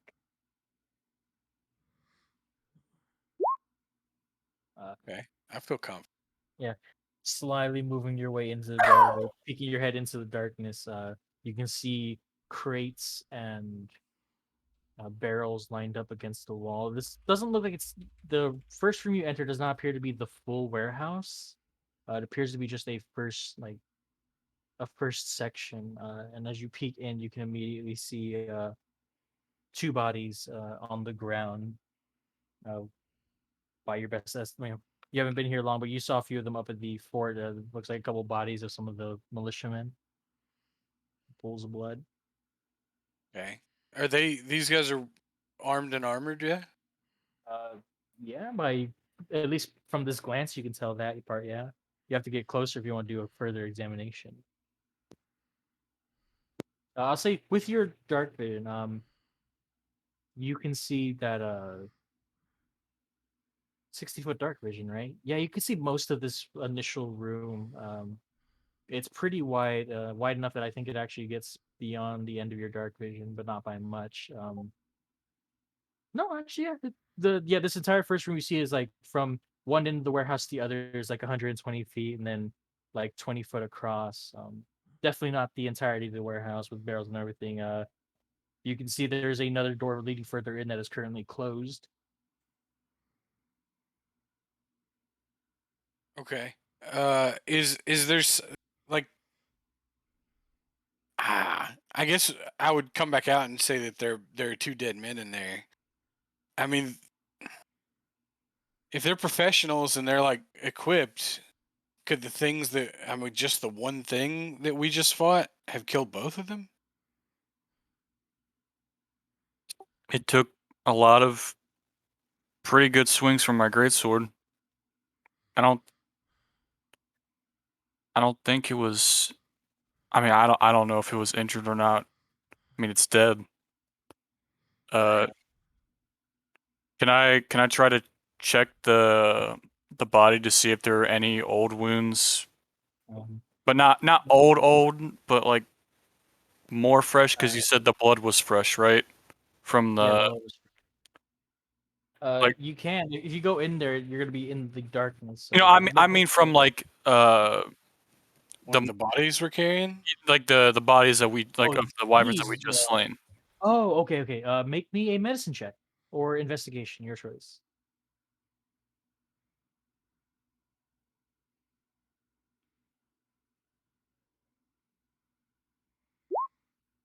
I'm so bad at. Y'all cut these bodies up pretty bad. So like if there were, I'm guessing you're looking for wounds that came after their initial death and before their resurrection. You don't see any wounds, especially with that roll. And you don't see any wounds that would not have been from wailing or from y'all attacking these things. Okay.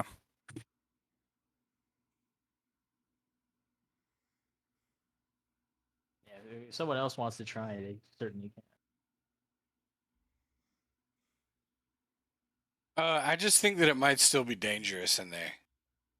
Like, we should probably take care. Going in there blind, right? Going in there at all. There's probably something in there that killed those guards. Could I go in there and like sneak around? Yeah, you certainly can try. Again, same issue for you as for most of the party. Once you're past the doors a bit, it's just darkness. So if There's you're no like light. carrying a torch, you wouldn't be very well Yeah, true. concealed. But you would be able to see.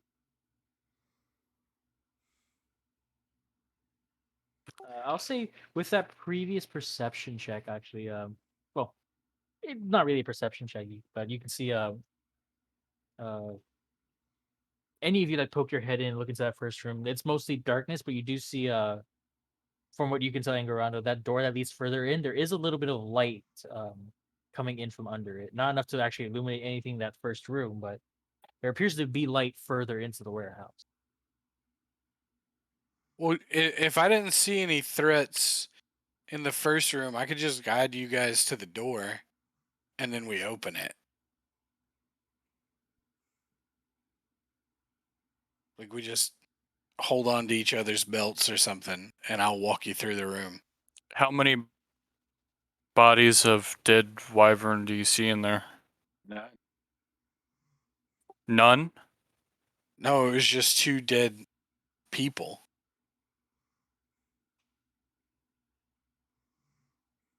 Are you sure they're dead? I mean, I didn't walk up and confirm, but I mean, they were, I'm assuming, wounded, right? I don't know. Was the sign of their death evident? Like, Again, you'd have to get up to the body and examine them. Alternatively, you could just shoot an arrow at them and see what that does. but I got the impression that they were You got a good impression that they're probably dead. That's a lot of okay, blood. Like, that's a lot of blood. right? But maybe whatever killed them is further on inside. I don't know. But either way, we have to go to that door, right? And once we open it, There's bodies around for y'all to investigate. like out here, Well, yeah, you killed those Ludroths, including one that burst out of the warehouse.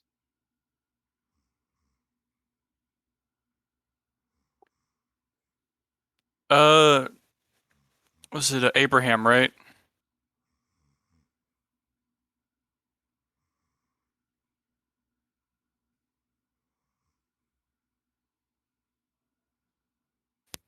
Abraham? I think he might be still having a heart attack. You fell asleep. Sorry, need one there. Anyhow, you see Abraham does seem to be a little distracted by something, probably mourning his wife again.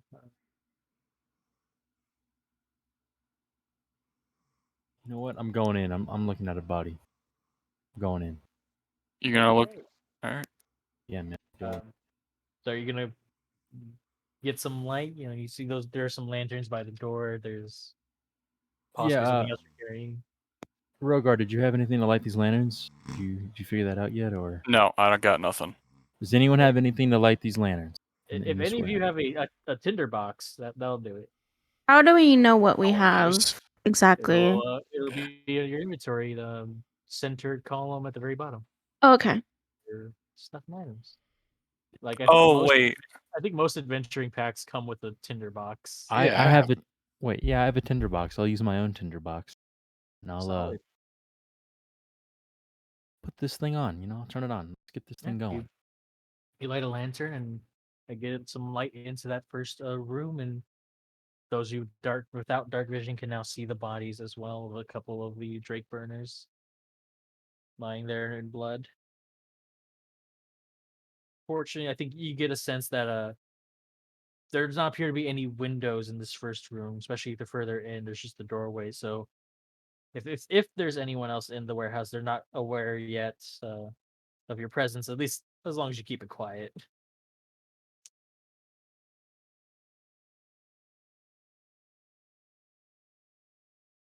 I'm gonna investigate the closest body. All right. Go ahead and make me again your choice of investigation or medicine.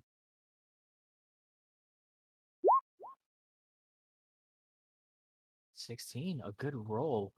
You get up to one of the bodies and begin to look at it. From what you can tell, they're still wearing their armor, which is what's their armor again? 1 second. It's a regular which one wear. Yeah, you see they're still wearing their armor. It's a change that they have chain shirts on. Although they're currently pretty bloody. You see they have maces, their main weapon of choice, but neither of them has. Both of them still have their maces on the loops on their belts, which gives you a feeling inclination that they didn't even get a chance to get their weapons out to defend themselves before they were killed. Okay. Would we be able to tell if they walked in there to investigate something, or if they were kind of like, I guess, dragged in, pulled in? By your guess, they were probably coming in here to look at something.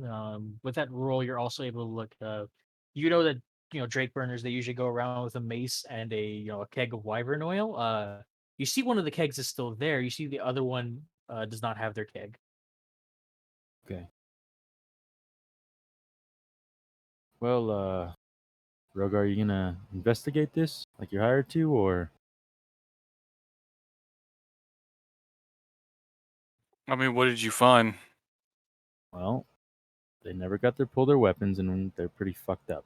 And one of the what was that item called again? Uh, Wyvern oil keg. It's a keg full of oil. Usually, both of these guys have wyvern kegs on them, but only one is left, so one is technically missing.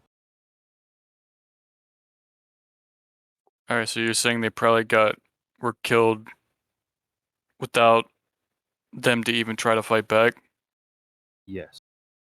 If I know, and if since I've been here a long time, I know that these guys, wouldn't just leave their posts willy nilly. I mean, some people would, but I mean, chances are, given the relative importance of this, task, probably not. Probably were looking into something and events happened.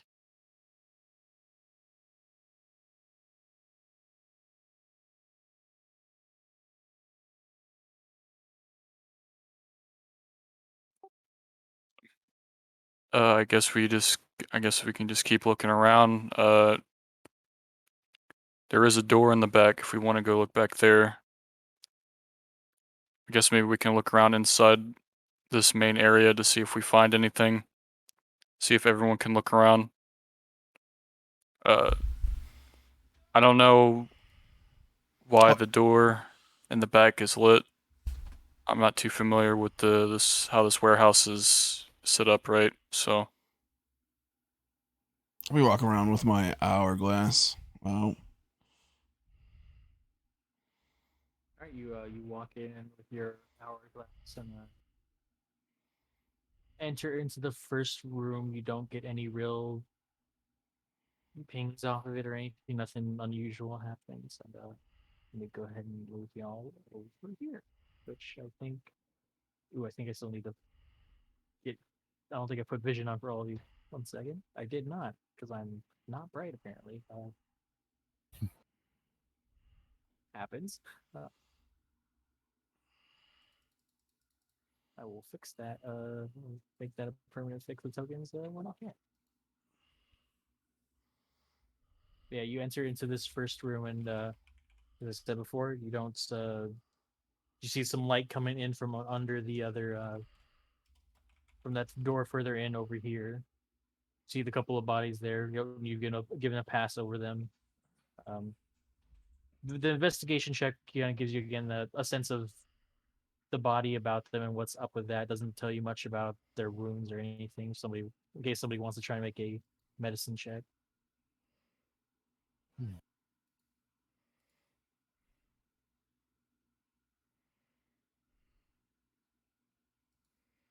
Anyone well versed with medicine or with the like? I'm not too keen on it myself. I just know basic treatment. I can try. Also, just to be sure, is everyone able to see right now? Right now? Yes. Make sure. You give a look over the bodies, Abraham. Yeah, there's definitely a lot of blood. From your estimate, Yeah, they're definitely dead. some.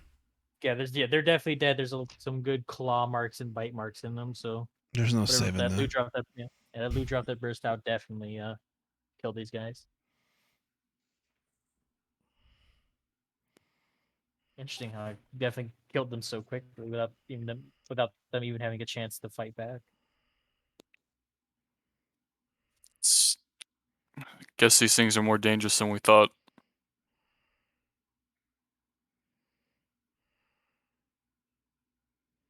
How big was this big one that you were talking about, Jotun? Like, what would you estimate the size of this thing? Maybe about like You would estimate to be like I don't know, to put it in some kind of game terms, a huge maybe. yeah, I'd say it's pretty huge. Okay, very big. All right, got it. Bigger than the ones that we saw. Way bigger.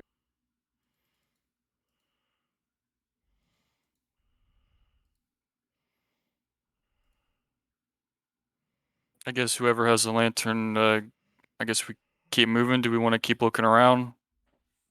What do you guys think? Keep moving. Keep moving there, feller. You lead the way. Have we made our way to that door yet, or is it still? Have you? It's right here. So you tell me. No, we have not. We're gonna make our way towards. All right. You all make your way over to the door and you try it. The door does not appear to be locked. I'm gonna go ahead.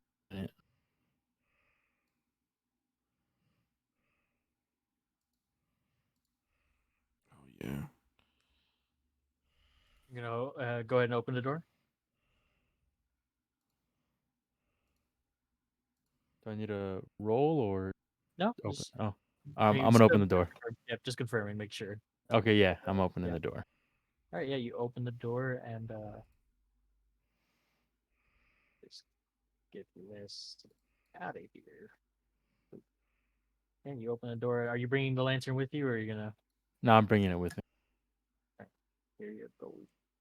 Your lantern. You look inside. You can see there are more and more crates in here that form these kind of tight passageways. You don't see. You could see some on the roof over you. There are some lights that there are lights that are illuminating some parts of the room, so you know some of the room has light going on right now. You can also see there is a second floor to the warehouse, and this second floor kind of has this central what's the word I'm looking for? There's essentially a central hole in the second floor that allows people on the second floor to look down to the first floor. It they store more crates and other things up on the second floor.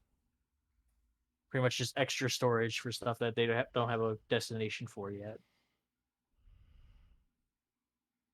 I'm gonna make my way in, but I'm gonna wait for the rest of the party to kind of walk there with me. Come through the door.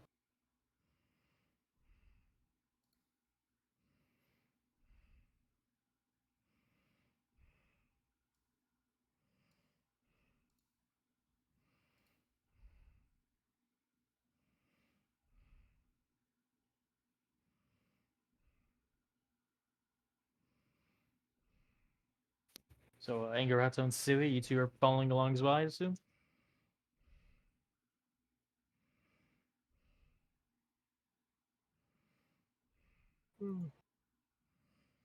Yeah. Sorry, I was muted. Uh, are you guys are pressing further into the warehouse? Yeah, we just basically you're basically just past it. Yeah, I was with you guys. Okay. So you move in and you're presented with this first, you see there are a couple of essentially hallways and corridors formed by all the stacked up crates that do prevent your movement. So yeah, any crates you see on the map are essentially total cover, so they'll block line of sight and they'll block movement through. But and if you see any barrels, those are considered difficult terrain, Okay. just for future reference. Um,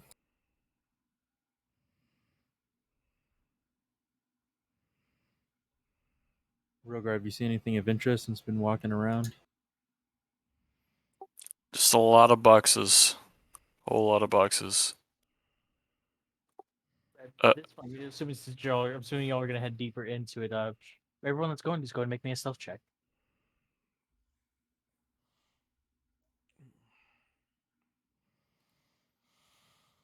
Is it stealth? Stealth, yes.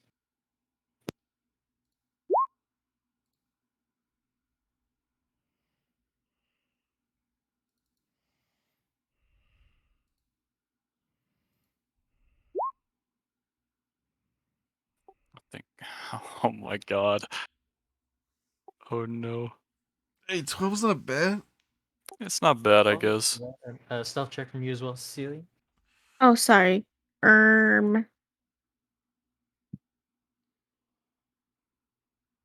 Ogre, are you able to see? Yeah. Oh shit, okay. Oh, I forgot you have night vision, don't you? Or dark vision. So you all begin to move in, investigate, and as you're getting Oh closer, wait, I cannot see. Are we on a different map? uh, sorry, who can't Wait. see?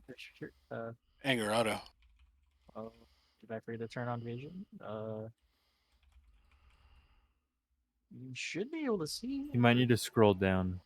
Yeah, That's what Oh, I is had to it? do. down to the bottom. Yeah. Oh, I'm dumb. Dope. Thanks. Yeah, and so yeah, you are all moving along, and Jotun and Rogar are being a little less careful. The rest of you have some pretty light steps, fortunately. And as you're kind of rounding around, who's taking the lead? I'll ask. Jotun. All right, Jotun, as you kind of get to here, you kind of peek around the corner, then get back into behind the crates. Is it down here at the very end? You see uh, on this raised area, this little raised workspace area, you do first see the body of the giant Ludroth, a royal Ludroth, it's called. You see the huge body of it. It's huge body laid out on there, injured, still dead by your awareness, and you then also see looks to be some sort of strange individual near the body. poking, doing something to the heat being huge beast's corpse. Hasn't noticed all of you yet. Some of you rolled low, but group stealth check, you all succeeded thanks to some higher rolls. He's distance off and he appears to be muttering and doing something. Hasn't noticed all of you yet. All right, I'm gonna Agnorado. Is that how you say it? Care Agnorado or how do you say your name? Like anger and then auto. Angorado. I'm gonna. I think I like to say to the tune of Nosferatu, pretty much. I'm gonna. Can you come over here real quick and kind of peek around this corner? I see a guy. I just don't want to, expose our lantern where he's gonna see us. Okay, sure. Is he too far away?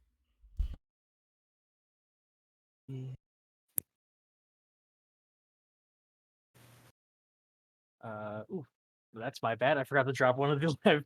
I put some lanterns on the map. I forgot to drop one in this important spot. That's my. I had one on the left and the right. There should be one here as well. Duh.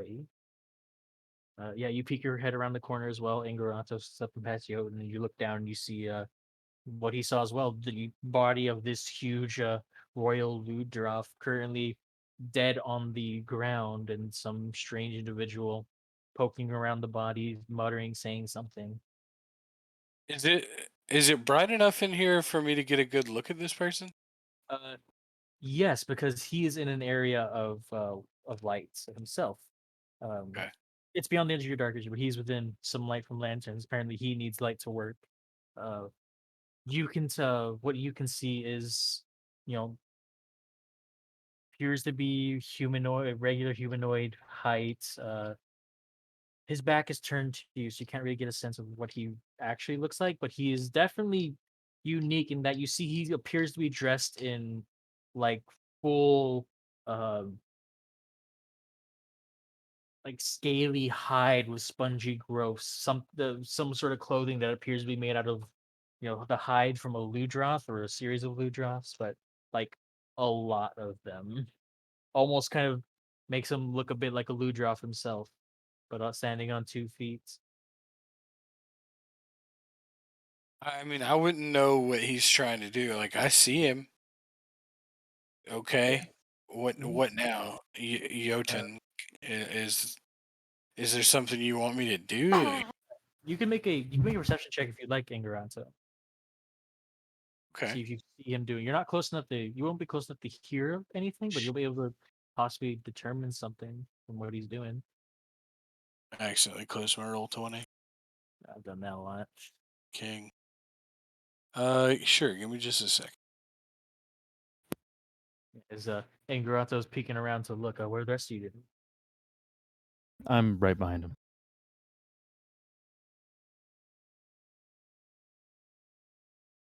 Yeah, I'm just waiting for any sort of call or anything. I'm kind of needing this light if I want to keep doing stuff, you know. I don't think I saw anything, boys. I rolled very Uh, low. No, you see at this distance, you can pick out some low muttering. They're saying things, but you got to get closer to possibly hear that. Appears to be doing something to the body.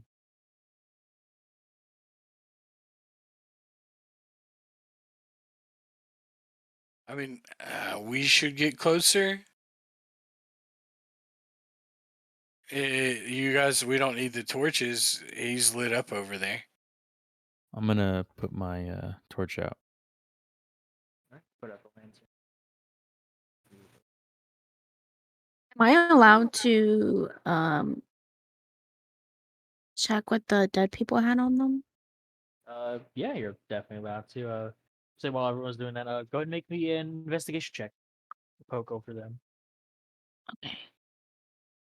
There's some items you'll definitely get, but depending on your role, you might get a few Yeah. other noticeable. You might notice a few other things. You said an investigation. Yes.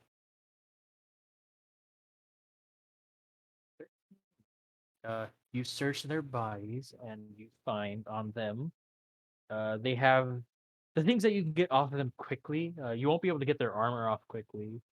because that takes some time. But they have their maces, their coin purses, and also Like, you find a potion bottle, a potion of healing. okay. And am I allowed to put that in my backpack? Absolutely, yeah. Okay, Um, I'd like to do that. yeah. So you grab the coin purses up, make it simple. If you grab the coin purse and just kind of sort through it real quick, you see it's filled with You think this should first it's coins by the jingling, but you look into it and you see it's actually a it looks to be a bunch of bells. About they appear to be made out of silvery dull metal that's about as big as a grown adult man's knuckle bone. It's a currency. It's actually the local currency of Galafir. They're called Nels. They're worth 5 silver each, and you find how much was it? You find 31 of them. So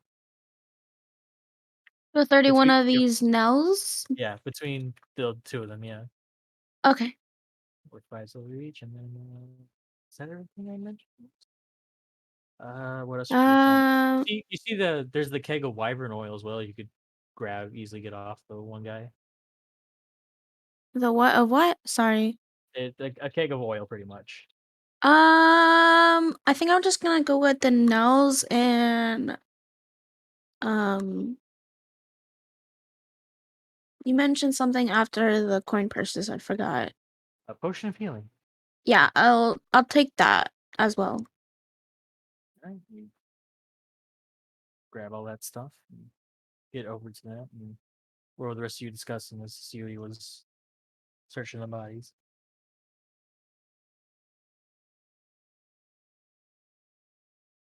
What is your plan of action? Mine? Well, the rest of the party. Well, Oh, now okay. you as well now. What's y'all's plan of action? Should we just walk up to him and be like, "What the fuck are you doing?" Do we even walk it like? Technically, we weren't hired to stop this guy, right? No, I don't think. I mean, actually, I can't even answer. I was.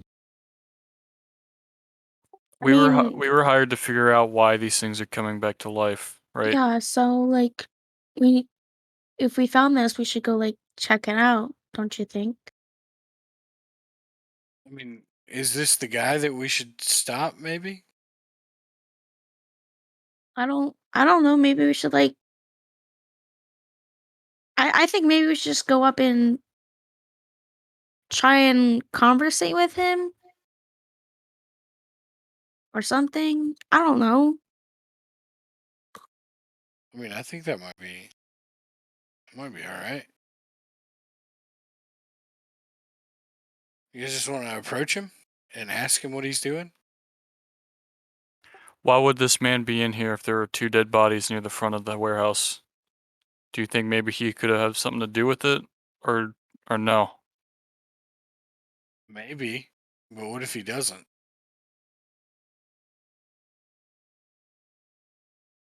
Like he could have just been Well, working here. Maybe he didn't even hear it. I don't know.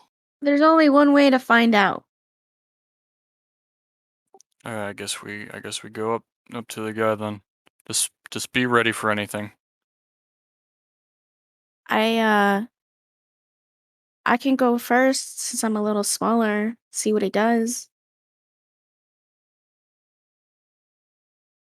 I don't. No, you shouldn't go up there alone. If this guy can raise the dead, you might I need our mean help really quickly. like you guys can follow along, but like I'll go first. Okay. I can't really see, so I'm just gonna grab on one of your shirts or something to help me lead to the light. I'm gonna It's do kind the of dark same right here. thing. Not trying to hit my head on one of these boxes. Okay, well, um I can't really see that well either, so I start panning the like boxes with my hands and start like stepping forward. You start to move up, get ahead. Are you? I'll say with that, that stealth check from before, whatever this guy is up to, he seems to be pretty invested in, not quite paying full attention. As you get a little closer, go ahead and make me a perception check. Perception check.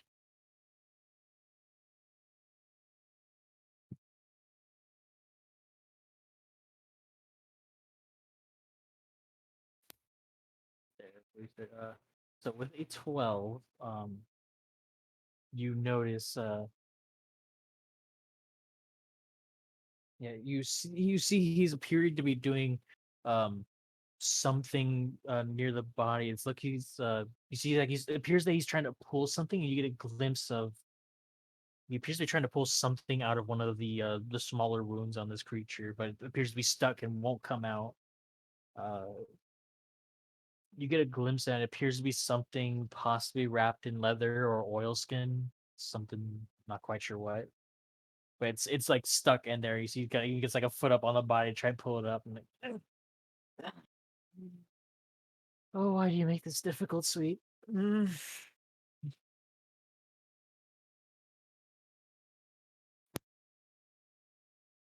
Are you still gonna move up and get his attention? I think I'm gonna look back and creep towards look back to see if like the party's behind me, and then I think I want to creep towards like near the stairs. Those look like stairs, right? Yeah. Those are indeed And see if stairs. I can get a better look of what he's trying to pull out of the creature. See what like angle this guy's at. All right, you creep up toward the stairs and you kind of get up on them a bit again. Thanks to your stealth check, perceptive as he may be, has not quite noticed you.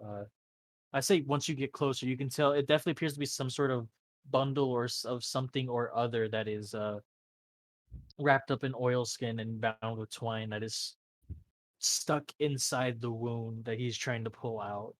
Uh, if you're gonna get as close as the stairs, I'll say,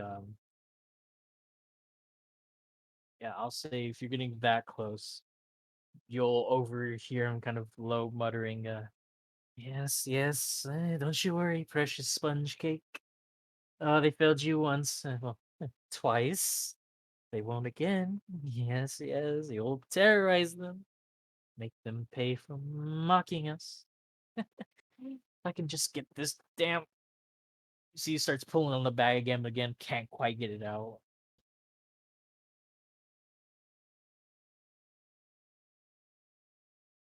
All right. After seeing that, I'm gonna um attempt to go back to where the party is at and clue them into what I hear and saw.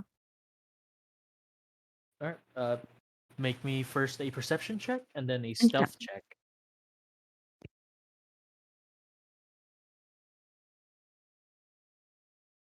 Perception.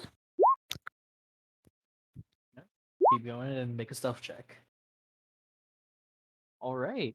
Yeah, with that, you're easily able to quietly, nimbly make your way through the darkness and uh, slip through. And even as before you even get all the way to the party, you end up actually finding looks to be like a bit of a tight space between some of these crates. Too big for the normal folk to get through, but just uh, just big enough that someone as small as you, as a halfling, could get through.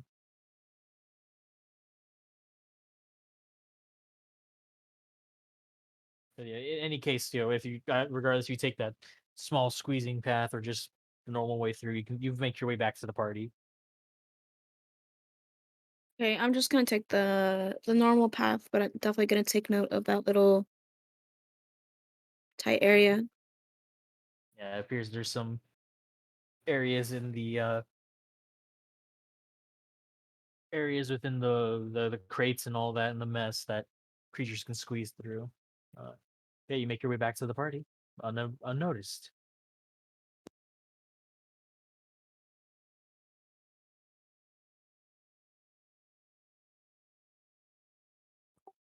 What'd you find? Um, there's a there's a guy there, and he's pulling something out of this creature, and he's saying weird things. What do you mean by pulling something out of him? Like the creature has a wound, and he's like trying to get something out of a wound, but he looks like he's struggling. I don't really know what it is. But I I don't know. He's calling it like a nickname, like a weird nickname, like not normal. And he said they won't mock us again, something along those lines, and we'll terrorize them. I don't know. He seems weird. I think we should go up and surprise this guy. He's a little distracted trying to get this thing out of that creature.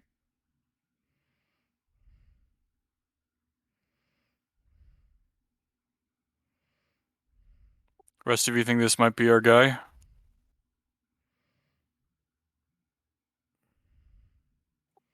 Well, it could be. We could take care of the creature and apprehend him and see what's been going on.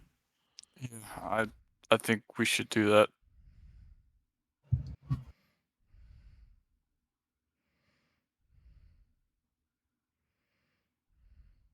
I'm also kind of claustrophobic, and I really need to get out of this tight space.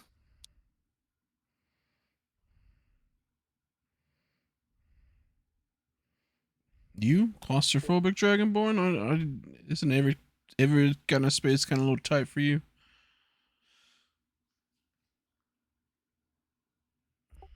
What does that mean? Saying you're a big guy. Not as big as Jotun over here. Watch your mouth. This guy's huge. Watch your mouth. He said, "Watch your mouth." I mean, yeah, he's not the one complaining that he's claustrophobic now, though, is he, boy?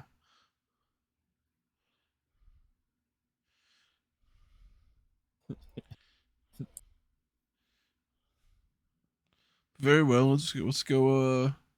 Ask our new friend some questions. That'd be great. Because I ever since I turned off my lantern, I can't see shit really. So I can't see 5 feet in front of me. I'm just holding on to someone's shoulder. I don't even know who it is anymore. Yeah, I'm holding on to someone else's shirt or something. I'm in a I'm the only person that can actually see, right? I think I'm holding on to a box there, fella. Well, I think you could see, but we could all see the stage. But I just don't know where the hell I'm at. I'm just kind of Okay. stuck. I'll lead you guys through it. Conga line. What a nice guy. No problem. Nothing like good old friendly conga line. So you're all gonna head up and make yourselves known. Ooh, I don't know about that. What is it? I mean, I'd like to get close enough to like check out what exactly that piece of metal is myself, or not metal, whatever he's trying to pull out of the corpse. Oh, you'll have to sneak up and make a stuff check. Okay. And as you get, normally it's a group check, but if you're all like gonna get like extra close to him, it'll be individual checks. So more likely that he'll notice one of you.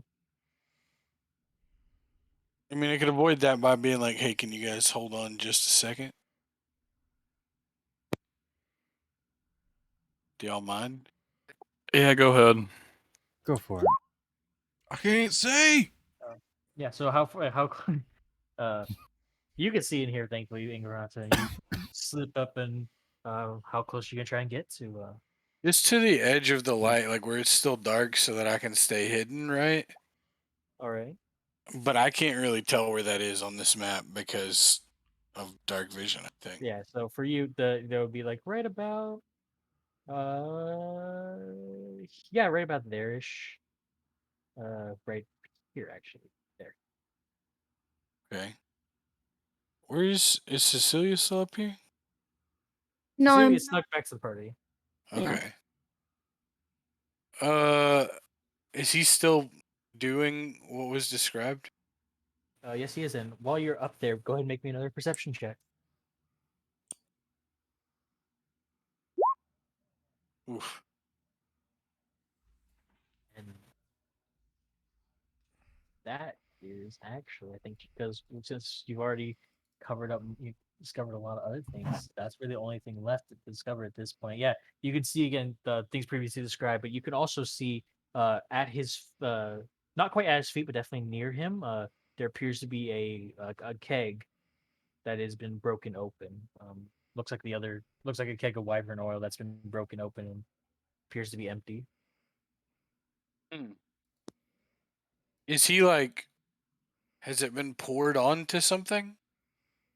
If you look around, since you said that, go ahead and make another perception check, this time with advantage. So you're trying to look specifically for if oil's been splashed around. Well, No way. he I roll amazing. good. Amazing. You can see, yeah, there's 100% a bunch of oil that has been splashed around, uh, pretty much all around this area. This place is a firestorm waiting to happen.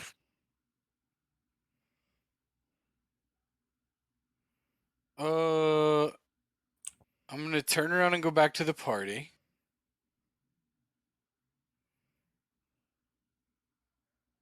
And tell them this place is set to go off.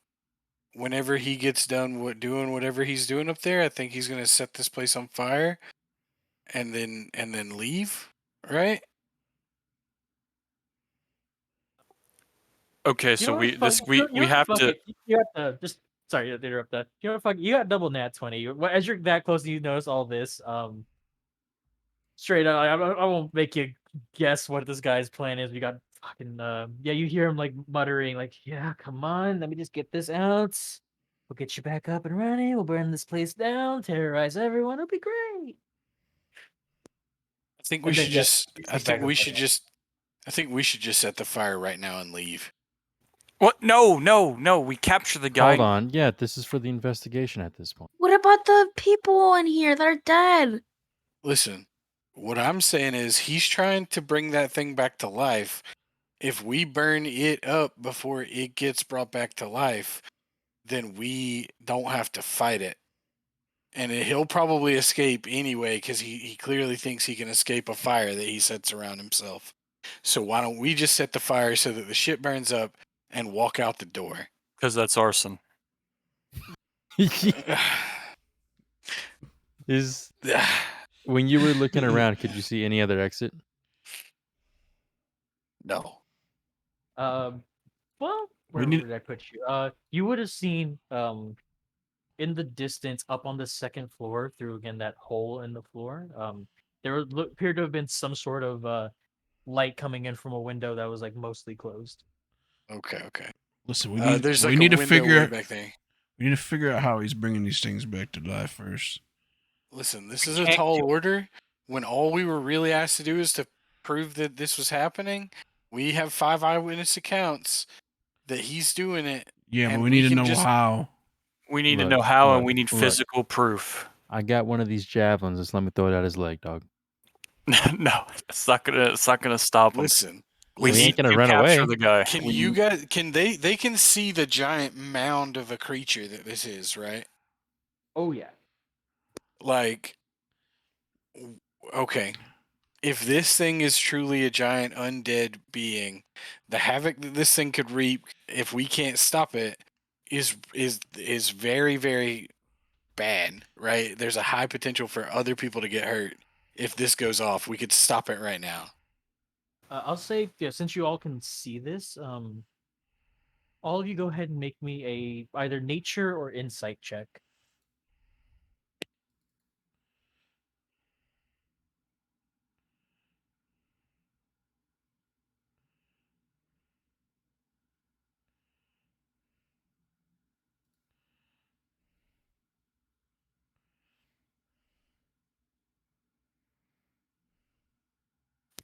Okay, so with a 19, 17, and 15, the three of you is kind of, I feel like would make sense. The three of you are established the most as fighters here. You know this thing, this big lump of monster, Royal Ludroth.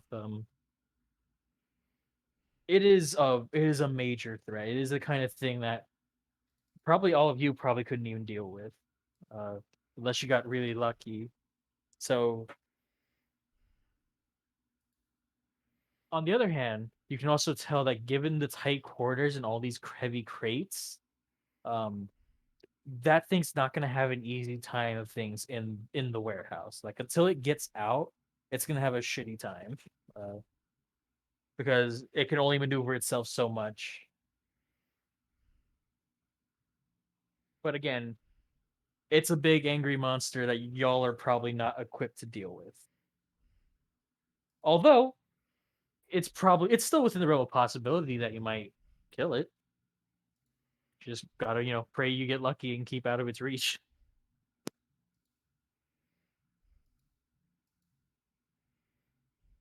So, we burning this place down or what? I mean, I got a Get torch. get the bodies as evidence. The two guards, take them out of the building. We gather up the things we killed, and yes, we burn this bitch to the ground. If Alright, that thing comes I'm back gonna to life, count. I'm gonna count to. I'm gonna count to Listen, 5, we need and to then I'm gonna get hit his my spell book tinderbox. if he has a spell book. We cannot confront this guy if he finishes the ritual or whatever he's doing and If we brings this thing interrupt to our life. special before he finishes it, we'll be fine. I'll say add there's one last addition before you confirm to a plan. You can stick to a plan. With that 19 Rogar, having I imagine heard from these people that he's trying to pull something out of the bag. If you can tell he's not. This guy is weak. He's not going to be able to get that thing out of there. But if y'all burn this place and leave it, you're not going to be able to get to it either, and you won't know what's in that bag. Wait, it's a bag? I thought he was trying to pull something out of the creature. Yeah, he's trying to pull this weird bag thing that's in the wounds out of it.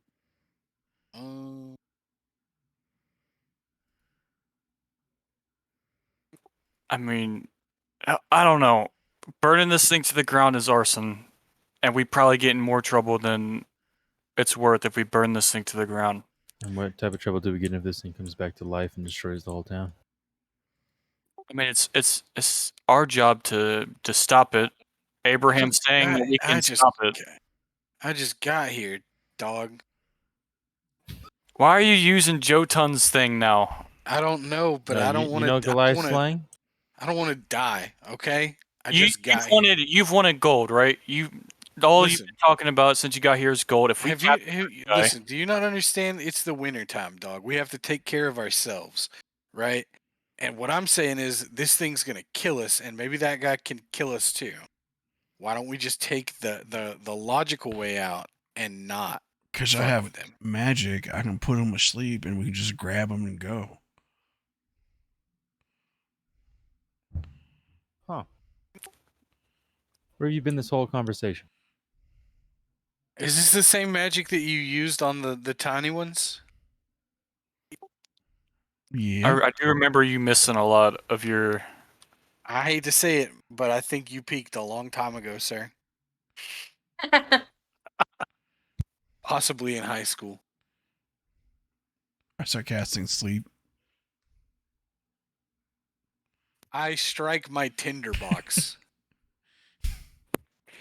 Oh wait! Okay, so striking a tinderbox takes a moment. You're gonna try and cast sleep. No, I'm not. I'm just kidding. Wait! I'm still very. Oh my god! Yeah, We need to get the bodies. Gather the bodies. Fuck this place. We're burning it. all right. All right, I'll count to 5. Okay, so I'll say while they're getting the bodies, Ingarato, if you want to, you'll have to again sneak up and get over to one of the places where the oil is spilled to get a light going. So you will have to stealth up there. Okay. So make me a stealth check. Yeah, easily enough. This guy is not paying attention. Jotun, recast your lantern so we can find our way out of here. Cause I'm I'm lost. All right, I'm gonna cast my lantern here. Don't worry, like, easily enough. If y'all are just gonna, the rest of y'all are just gonna grab the bodies and leave. It's easy enough. You say you grab the bodies and leave. All right, yeah, we're out. Fuck Leaving anger out. yeah, we're out. Yep. Yeah, leaving just anger out to the thing. You're gonna go over and light a fire, and Yeah, and then fuck off. all right, you strike the tinder box and get a spark going, and immediately the flames begin to leap up and start to consume part of the warehouse. Oh nope, that's not how you do that. This is how you do that. Fire. I feel like we fucked up. Who Fucked up, knows? man. You the fire lights and you see begin to start running as you're about halfway through. You just hear, what? Oh no, God! Did I? Oh no! Then if you're assuming you're just gonna bolt out of there. Yeah, I mean, he's not gonna stay around to Yeah. hear that this guy was actually Yeah. just somebody's grandpa. It's Abraham's older brother, even older. But no, you begin to bolt around. You just hear him shout out, "Oh, I don't like worms in my soup." Ah! And then yeah, you just bolt out of there as the fire begins to rage and leave all that behind, and you all rush out of the warehouse as it begins to catch fire. Where do y'all go from there? Well, we've got the 3 dead things. We've got the dead bodies. We should go back to the fort quickly. Actually, we should find we the should- fire department. Yeah, so we should probably Sure. alert the city of this fire next to all these wooden structures. You know. She'd wait to see if he could break. Did you say there was a window down there or something they could break out of? At that exact moment, you all hear the sound of a loud splash of water over by the other far side of the warehouse. That was probably him.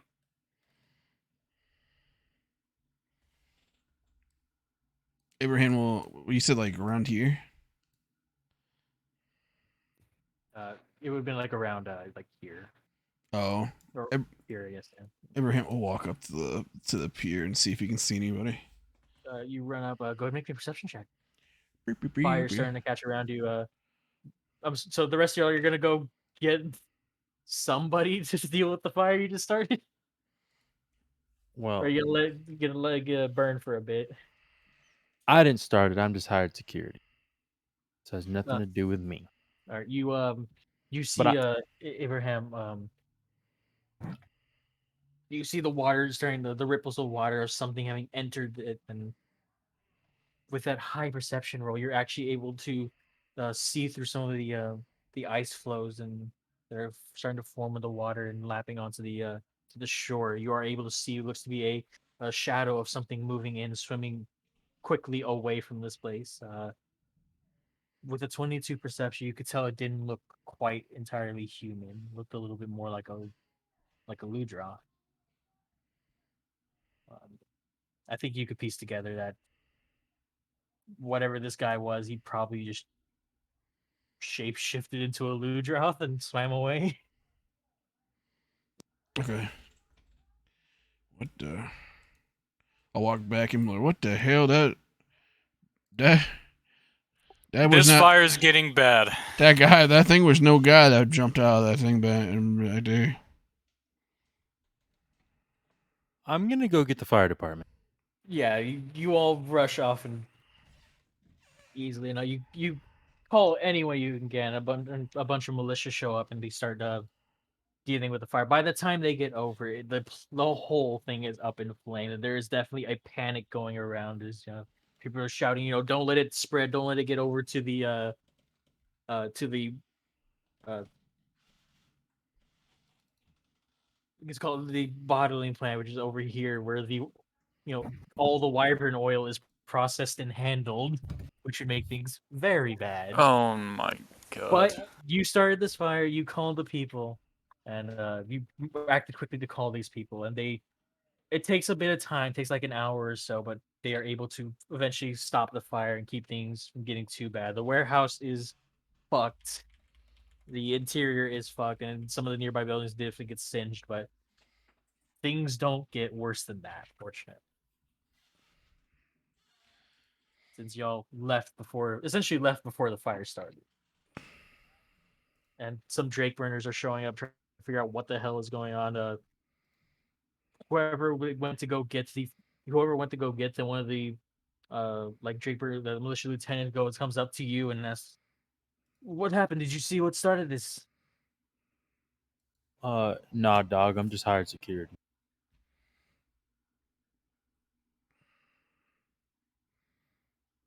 Make me a persuasion check. Hey, This isn't anything serious. It's just to see what his initial reaction is to that. Because I want to say something, but I don't want to. You said persuasion. Persuasion, yeah. oh no, Jotun's not a liar. You can tell he was about to be like real chill with you and probably be responding in a similar manner, like, "Yeah, no bad, no problem, dog." He's like, here's you speaking giant, and I was like, "Okay." Turns to the rest of the party. Did any of you see what happened? Abraham doesn't say anything. As you can kind of tell, he's kind of peeved because he wants to know how, what's going on.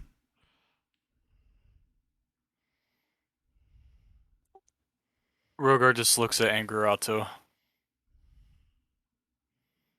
I mean, there's gonna be remains in there, right? Like bones and stuff. Like they can confirm that we're not lying, sorta. Well, didn't we Oh, wait, grab sorry. the? Yeah, you grabbed the militia bodies, right, and pulled them out. Yeah, we set the fire, sir. What did you do with those bodies? I know I picked up one. I think I might. Technically, I still have them in my hands. So So you just been carrying around this whole time? yeah. Are you cradling Okay. him like you're a hero, or like you were just lugging around a sack? Nah, he's a sack of potatoes. He's over my Alright, shoulder. okay, so rewind a little bit to the sixth persuasion. You're hired security. You're hired security. Why is there a body on your shoulder? What the hell happened? We went into that warehouse, man, and this dude was dead. You're gonna have to talk to my boy Angarado over there. He knows a lot more than I do. Turns to you, Angarato. What is going on here? Why are the dead militia? Why is the warehouse burned down? Someone is making undead sea wyverns, and we caught them in the act. But we were afraid that the one that he had chosen as his next outing experiment, I don't know, whatever. It was really big and dangerous looking, so we set the fire and ran away So to when get you. you set the fire, that's Yeah. arson. Sure, mitigating circumstances, like it But was a but giant thing that would have killed yeah. people. Yeah, more important thing, you said you saw somebody. Doing necromancy, yeah. Can you describe them? I mean, did I get a good look at him? Um, 25. I eavesdropped on him. natural 20 perception. Probably should have also included his description. As I said before, he was dressed up real weird. I think you could have told that there was a no. You're not familiar with these kind of people, but you would have gotten a glimpse of Oh boy, what did he look like? Sorry, give me forgot his race immediately. You would have seen pale bluish white skin. You've seen some elven ears. You could piece together that it was a snow elf man, probably pretty young, even by elven's like young by both elven standards and normal non-living a century, non-living a thousand years people. Like probably in his 20s, 30s, something like that, 40s.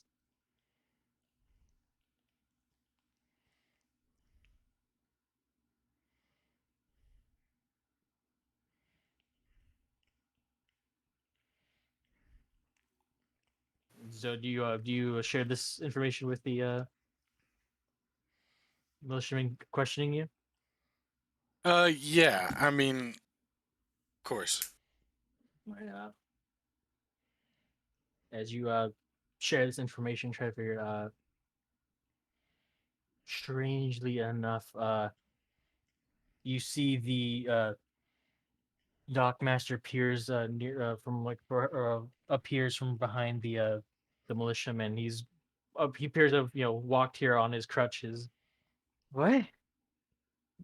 No, that can't have been that dumb boy.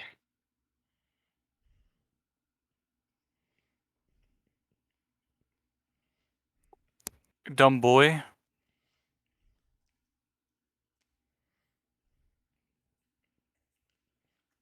Yeah, some idiot kid loved the Ludroff so much he was making himself a mess and fucking around with people's whaling ships. Kid was crazy. Laughed out of town a bunch of years ago.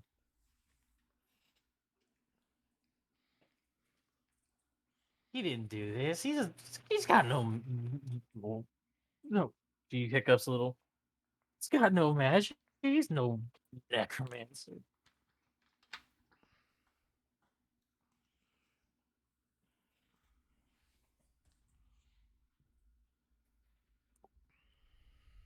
Uh,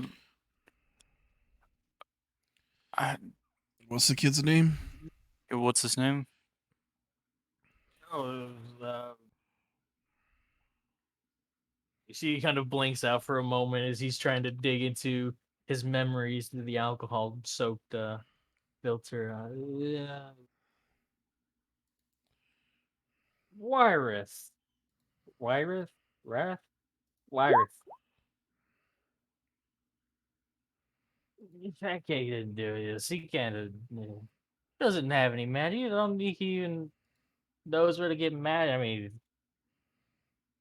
you see, he kind of thinks for a moment, and then thought happens. He gets a little bit more. She kind of actually sobers up a little bit. Somebody said they saw lights by the regular spire the other night or a couple of weeks ago. Time's a little weird. I don't remember.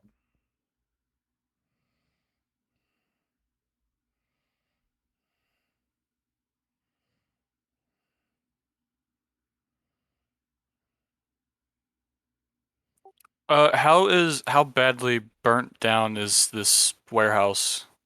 Uh, let's see. Let's see what percentage of it y'all ended up destroying.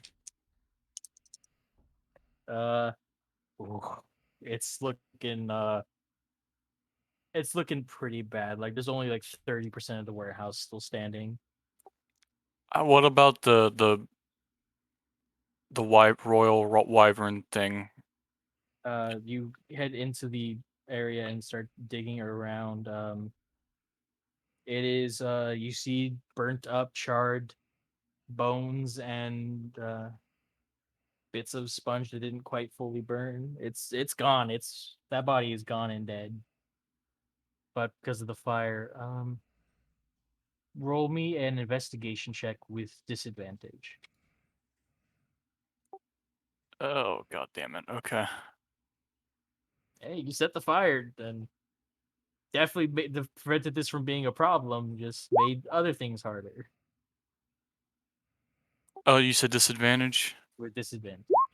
Oh, So we got to go with 9. Yeah, if there was any signs or things of whatever he was doing, any evidence, it's definitely burnt away at this point. Fire definitely ravaged it.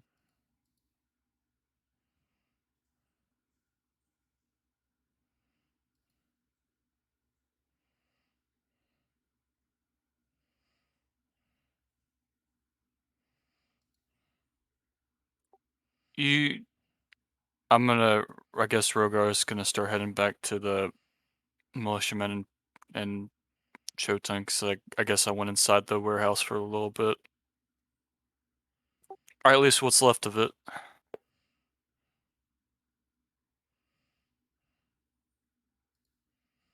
So is this what was his name again? Sorry. The Dockmaster? No, not yeah. I'm asking the Dockmaster the name of the boy. Uh, Wireworth. I D- don't. Does he I live don't. I don't here? think he. Or what? Does he live around here?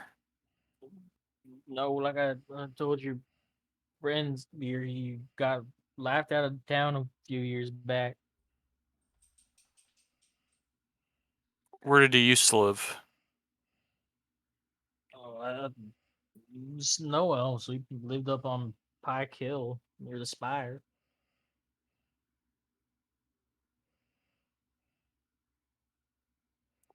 Okay.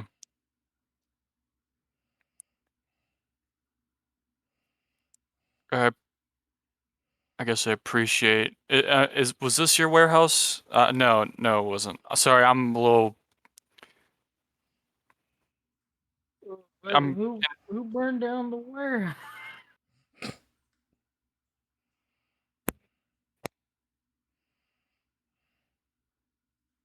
Oh, It that was shoe is still in there. what was still in there? Oh, my good shoe was still in there. Sorry about that. Yeah, it's probably gone. Uh, should we? I'm assuming the militiamen are gonna take the bodies of the. Yeah, they'll handle that for y'all. What about the dead wyverns? I mean, yeah, they'll handle that as well. They'll. If you say they, came back, I'm assuming y'all told them they came back to life and attacked y'all. Well, I don't want them to take it because we need the captain of the fort needs physical evidence, or this might not be enough. Probably. I think you get us that this is not enough. This is pretty much just more of the same. More of the same. Okay. They're pretty much aware of this already.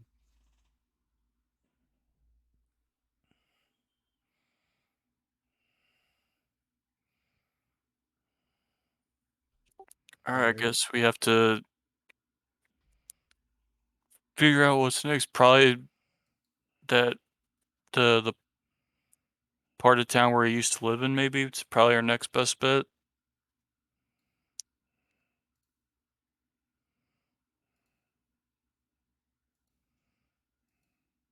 I'll say also, Think.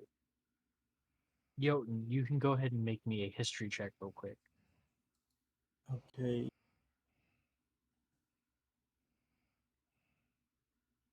Said history. Yes. Like a bolt of lightning into your head, you do recall the name of the ship that the whalers who brought in the Royal Ludra. It was called the Tuskward Bound.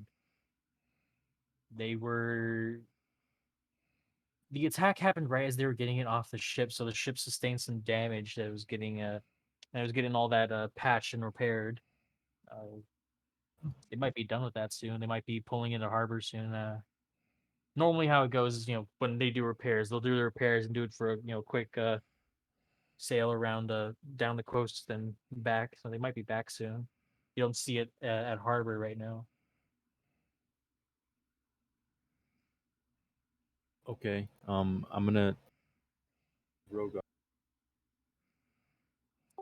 Yeah. What's up? Just since your investigation, I did remember the name of the ship, the Tuskward Bound, but I don't see it in dock at this moment.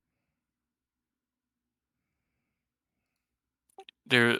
What kind of a ship? The one that would carry the big um the lizard, the one that started, the one the initial attack started all this. Oh, okay. Guess we could go there too. Maybe. I'm not too sure. Should be coming back soon, but it's just not here. But should be pulling up to the bigger dock. Do ships have to like keep track of who rides them? Is that a thing?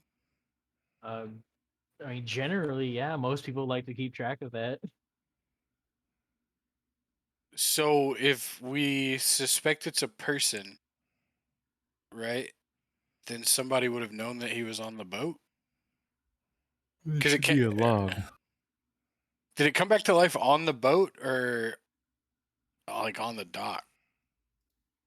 It came, Jotun, it came back to life on the dock after they had unloaded. After it came off the pier. They brought it in dead, and then in the process of unloading, it came back to life.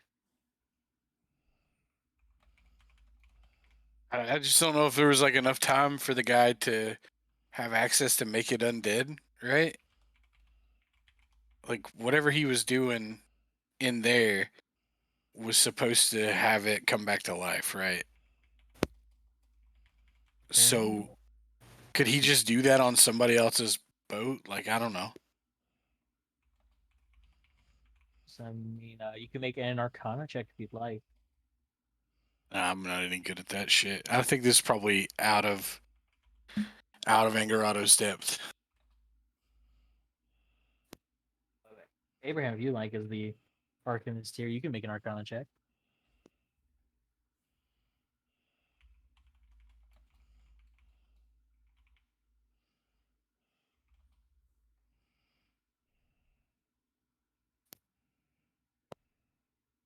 Abraham, you there? Oh, I thought you said someone else. Sorry. I was like, who else is gonna do an Arcana check? I think I said Abraham. I might not have. I might be. I thought you said Angarado, and I was like, why would he do it? But okay. Yeah. The 12. I would say that's at least enough to know. Generally, to do magic, it's obviously the main. One of the most. Generally one of the most important things is a line of sight. But with the 12, you'd also know that some powerful magics do take time to take effect, and generally proximity to what you're trying to affect. So if the Royal Ludroth came to life as it was being unloaded, somebody had to have been doing something to it while it was on the ship.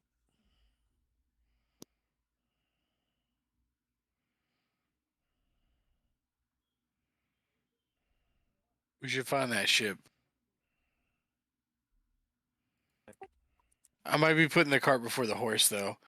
Like, we have a person, right, that we think did it. Maybe they knew who the person was.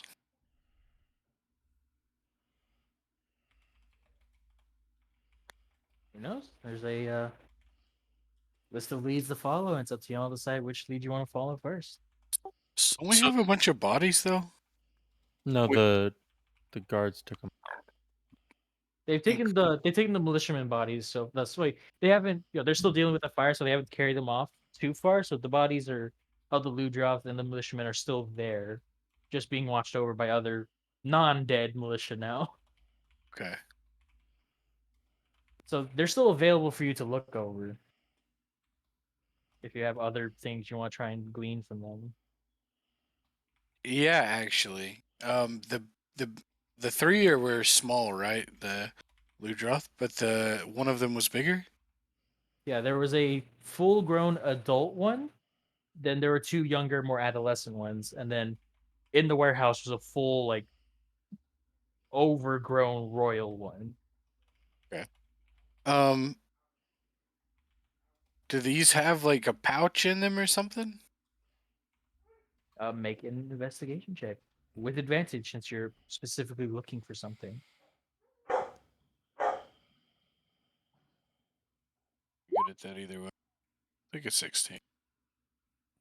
16.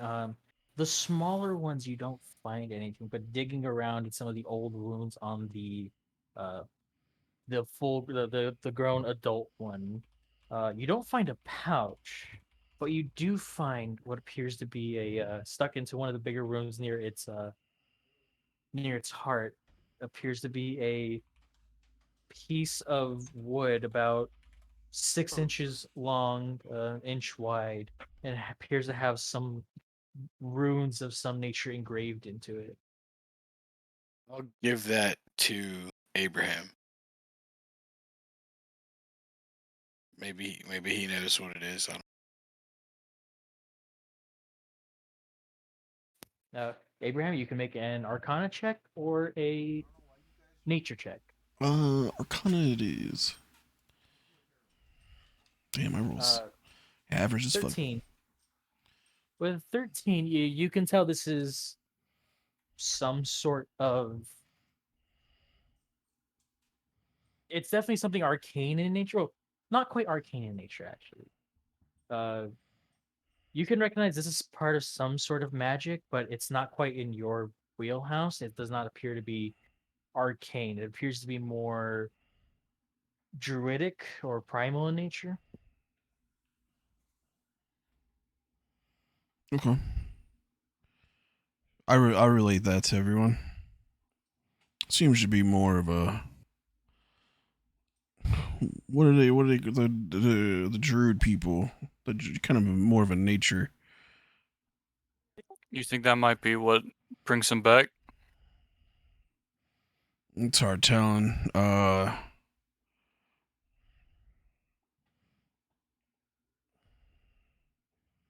Are this is a question, but are these people like native to this continent or Which people?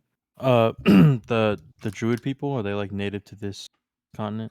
Well, the guy that we saw trying to fuck with this type of magic, Uh-huh. right, was a snow elf, right? Correct. And snow elves are Are natives. Yep. So since my Jotun's from this area, would I be able to do like would it be can I roll for that? See if I can understand what we're looking at or Sure. I'll say make me history or nature check. I'll give you advantage because why not? You are also a native of this land, so you go ahead and roll it one more time as well. Because would I do advantage. history or nature? You already rolled history, so history again. So I'll take the higher roll, the 15. So with the 15, looking at it, you're not incredibly versed in this, but some of the in your times you have your tribe has encountered some other snow elves and known that snow elves don't tend to carry the same superstitions or taboos against necromancy, and this definitely appears to be something of a more necromantic nature. It's it's essentially an engraved, essentially on the wood engraved in those ruins is like a druidic prayer of resurrection, or it's not supposed to do anything besides be like a a symbol of something associated with prayers and rituals, but clearly this is involved in something more this time. Right.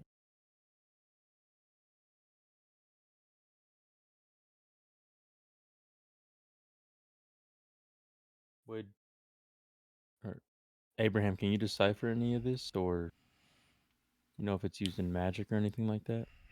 I mean, it takes you a little bit of studying and trying a little more work around. I mean, you can try to give me a night to try to figure something out like that. But it's not something I can.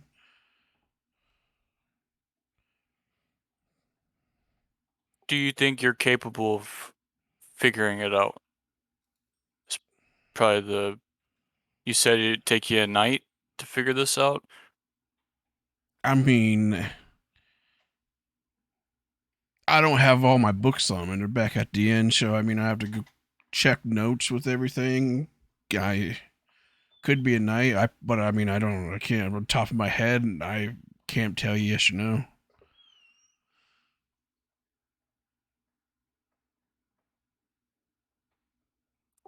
Are there any snow elf druids that can maybe decipher this quicker than that around the city or town? You could probably go check in Pike Hill. That's where the snow elves usually live.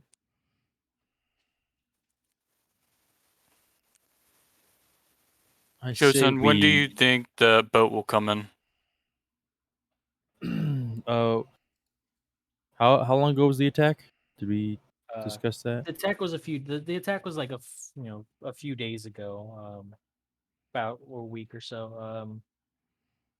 At this point, you would have known that the repair jobs were pretty much set to be done today, and they're probably doing their final test to make sure the patches are holding. They'll probably be back in an hour or two. Okay. Then Um. depending on how the patches came along, they may be gone by tonight, or they might have to leave tomorrow, depending. Well, they should be back in an hour or two. We still have to drop all this shit off at Wicked Moon's encampment. I'm pretty sure the militia said they'd handle that, so we don't have to do that kind of work. I want to get paid. I don't think this is enough to get paid, unfortunately. Well, I mean, best thing we could do is kind of tend to our wounds here and just wait for this boat to pull in before we go anywhere, as we don't want to miss it. Yeah, I agree. What do the rest of you think? We'll take a little nap here down on the docks We in can, the freezing cold. I mean, we can go inside a building where it's warmer, maybe. Could set another fire. Yeah, we sit around a fire, wait for this boat to come in. Lucky for us, this building's on fire. Oh no, wait, no, they put it out. Hey, it was warm for a second there, huh? All right, yeah, sure. I'll take a short rest. Do you set up a fire to get a warmer room? Is there any place that would be warmer so we don't have to use our own supplies to set up a fire? Yeah, yeah. There's some warm places around. Is it an eyesight of the dock so we can see if the boat comes in? Yeah, for sake of ease, yeah, y'all can find a place to take a bit of a rest and wait for the There dock to come in. like dockside bars or something we can go drink in real quick, like take a little lunch break. I don't know. Uh, unfortunately, no. Uh, isn't that big of a town? Unfortunately, most of the coastline here is either just wild space or occupied by the whaling yards. But you're definitely able to find a warm place in a little like a communal cottage break area used by some of the dock workers. Not currently in use right now, so you can just it's free to use by whoever, so you can rest there. You give a clean side and clear line of sight to the docks and see if any ships pull in. Yeah, I guess we'll do that. All right, so you all uh, get over to this little cottage and get a fire going in the fireplace and tend to the wounds that you have. Are you going to?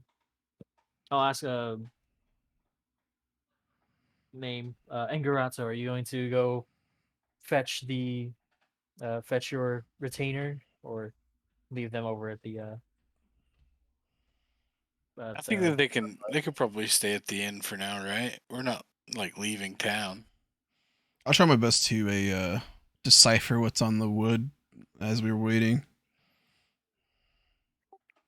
I'm gonna use one of my hit dice to try to heal myself up, I guess.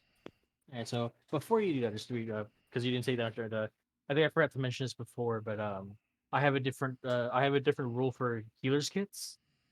Um, so they don't have as many charges as a regular healer kit in my game, but you can use them to actually heal heal damage, even if you don't have the healer speed. It's just that whoever does it, you only get to add you only recover as many hit points as your medicine skill bonus. It's like if you have a +1 to medicine, you use a healer kit to heal somebody, they get 1 hit point.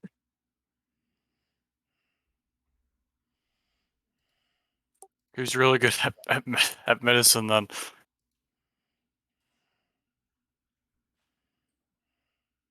I mean, do you just count wisdom if you're not proficient? Like, Yeah, it's whatever your bonus is.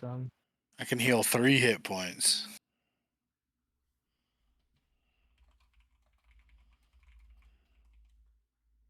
So yeah, this is the thing.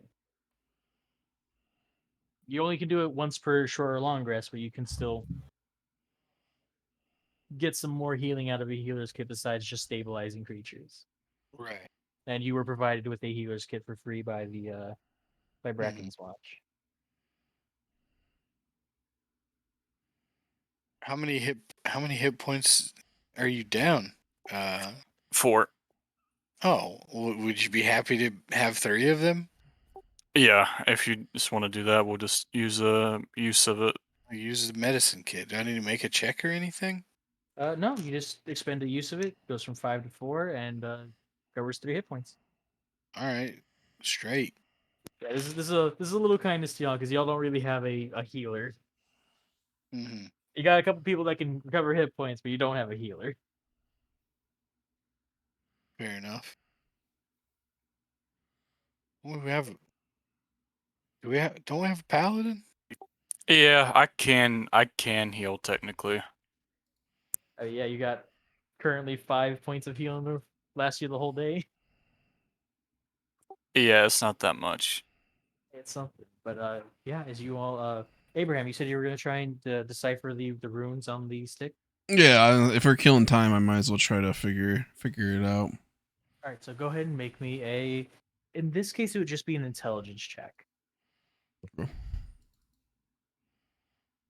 And this is just to. We already learned some details about it from Jotun. This is just to see if you can discern some extra details. Nope, I don't With remember a shit. 5, yeah, with a 5, unfortunately, you can't discern any extra things about it. Uh, Nothing more that Jotun hasn't already told y'all about. Considering has some sort of connection to snow elves and their shamanistic practices. I'm just gonna blame it on that I need my notes to compare. If anyone asks me, that's what I say. If they don't ask me, I don't say shit. So Angarato, you're helping deal with Rogar's wounds. Abraham, you're looking over at that. Jotun and Cecilia, what are the two of you doing as I'm the party settles down for a short rest in this little cottage? I'm gonna take a nap. Get them Z's in. Power nap, like it. I'm And how gonna about do you? the same. All right. All right, so you all take a moment to rest here and recover from your wounds. Try to ponder whatever clues you've managed to recover and prepare yourself to continue this investigation in the town of Thimblewash, as that's where we'll go ahead and end tonight's session. Uh, Hell yeah. Cool yeah, beans. so Yeah. end of this session, y'all dealt with that first attack and the other things. Level 1 to 3 can be a real slog, so I kind of try to power level through that area, so you all hit level 2. Oh shit. Oh Hell shit, yeah. okay. Now, but you keep in mind though, careful. So, uh, since you're only taking you do have to take a long rest to get the full, recover everything. But since you're taking a short rest, what you do get back is your hit points will go up. Um, you'll get access to any new features. If you get more spells to repair, you only get to repair half of those spells. So, like for you, Rogar, I think you would normally prepare, what is it, 4 spells? You get to prepare 2 right now. Okay. You get to prepare 2. What are things? Cecilia, rogue, you get cunning action. Barbarian, you get reckless attack. Fighter, you get your action surge. Paladin, you get your smite and 2 of your spells. Abraham, you'll get to add 2 spells to your spell book, and I'll let you prepare one of them. You'd have to prepare one more spell. So yeah, this is more of a matter for later, I guess, because most of the stuff you get at second level you just get anyway. So yeah, your hit points do go up as well. You all want to go ahead and roll your hit dice now to increase. You do reroll ones, or it's you can just forego rolling and take the average. So so our new hit points, so we obviously, so I would still be at 12. Yeah, you'll get your increase and your max will go up, but you'll still be down that 1 hit point. Oh, okay, so I would be the max -1. Yeah, because Okay. you are currently max -1 right now. Yeah, Yes. yeah. So your hit points will go up, but you'll still be max -1. Oh, and you'll get back Also, you'll get back. Normally you would have to wait to recover those. No, you'll just your lay on hands will go up to 10.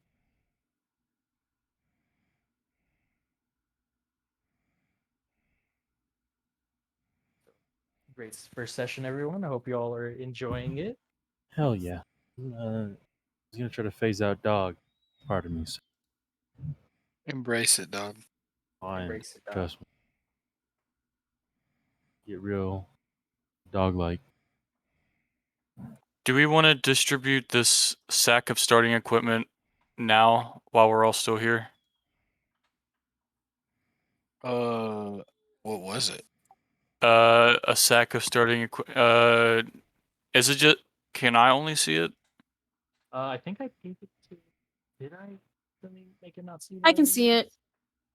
Yeah, everyone can see it. Here, just pop it out for all everyone to see. Yeah, this is the kit given out to you by Bracken's Watch. That healer's kit is down to 4 uses by the how. So is Angarata the best with healing? In terms of like I mean, I don't see. Yeah. So we should have a few people, right, who can maybe use that. Can you use it in combat? Yeah, you can use it in combat. You just do it as an action. I mean, that would put somebody back on their feet. It's You- really good. you can teleport, can't you? I mean, you did it. Only one more time before I go to sleep. We're just short resting. Oh, It doesn't. okay. I can only do it as many times as my proficiency bonus. So So 10 twice. days worth of rations. I will just say each of us get 2 of them. I still have my pie, right? Sure, you have a pie. It's a Half a pie. it's a half day's ration. Yeah. It was a hell of it's a nice big Turns out it's a meat pie. it's a mincemeat pie.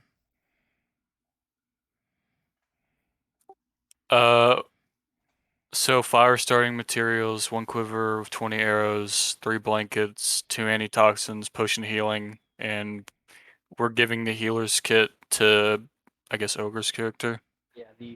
Yeah, the fire starting materials, that's just in case you're ever situated in a place where there's not normally materials available. Otherwise, like if you're out in like the wilds, it's easy to assume you can find stuff to start a fire. Just that if you happen to be, underground and don't have something to you can't normally find stuff to start a fire with. You have that. Because you never know where you need to start a fire.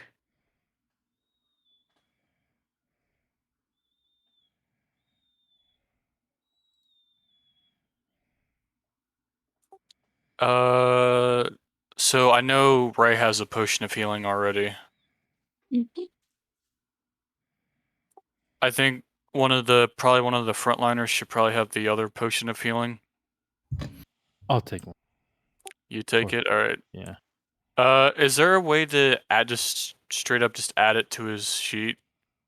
There is, Yeah, isn't there? if you go over to the companion, type in potion of healing, and then Jotun can drag it onto their sheet. Yeah, just do that, Ryan. Okay. Antitoxins, is that an item on D&D? Yeah, that's a standard item. It gives you, I think, advantage against poison for an hour.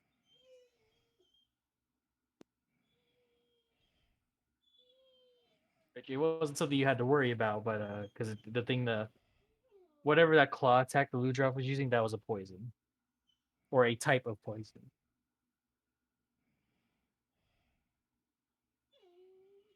It just never No. hit, so you never got to find out.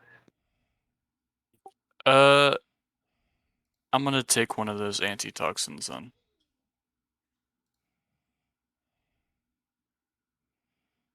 So I get 2 spells, and you said I can only prepare one of them until a long rest.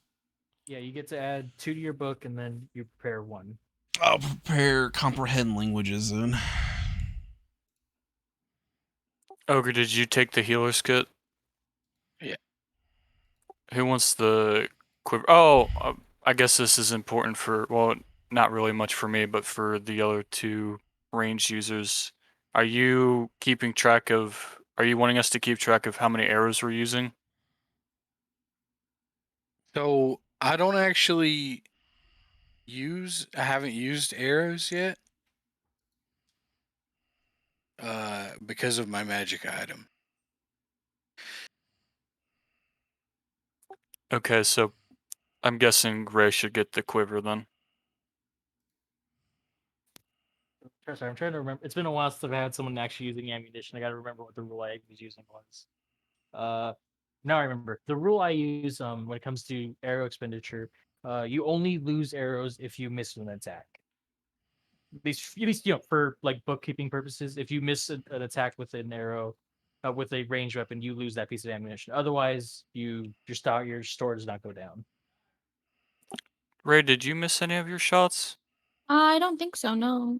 All right. The first one like hit, but it was weak as fuck, and then the second one hit as well. Okay, so I think you're good. Do you want the extra quiver then? That's more arrows for you. Yeah, I'll take it.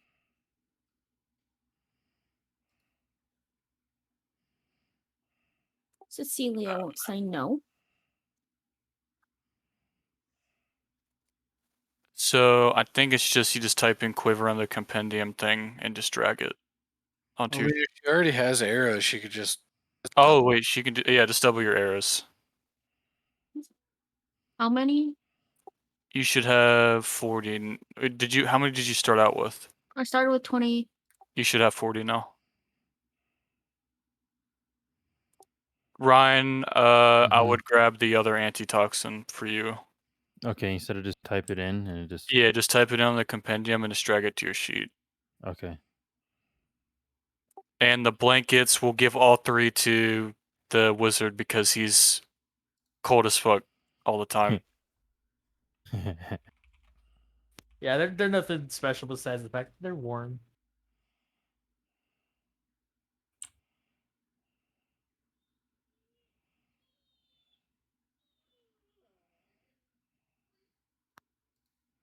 Yeah, I think that's all the items sorted.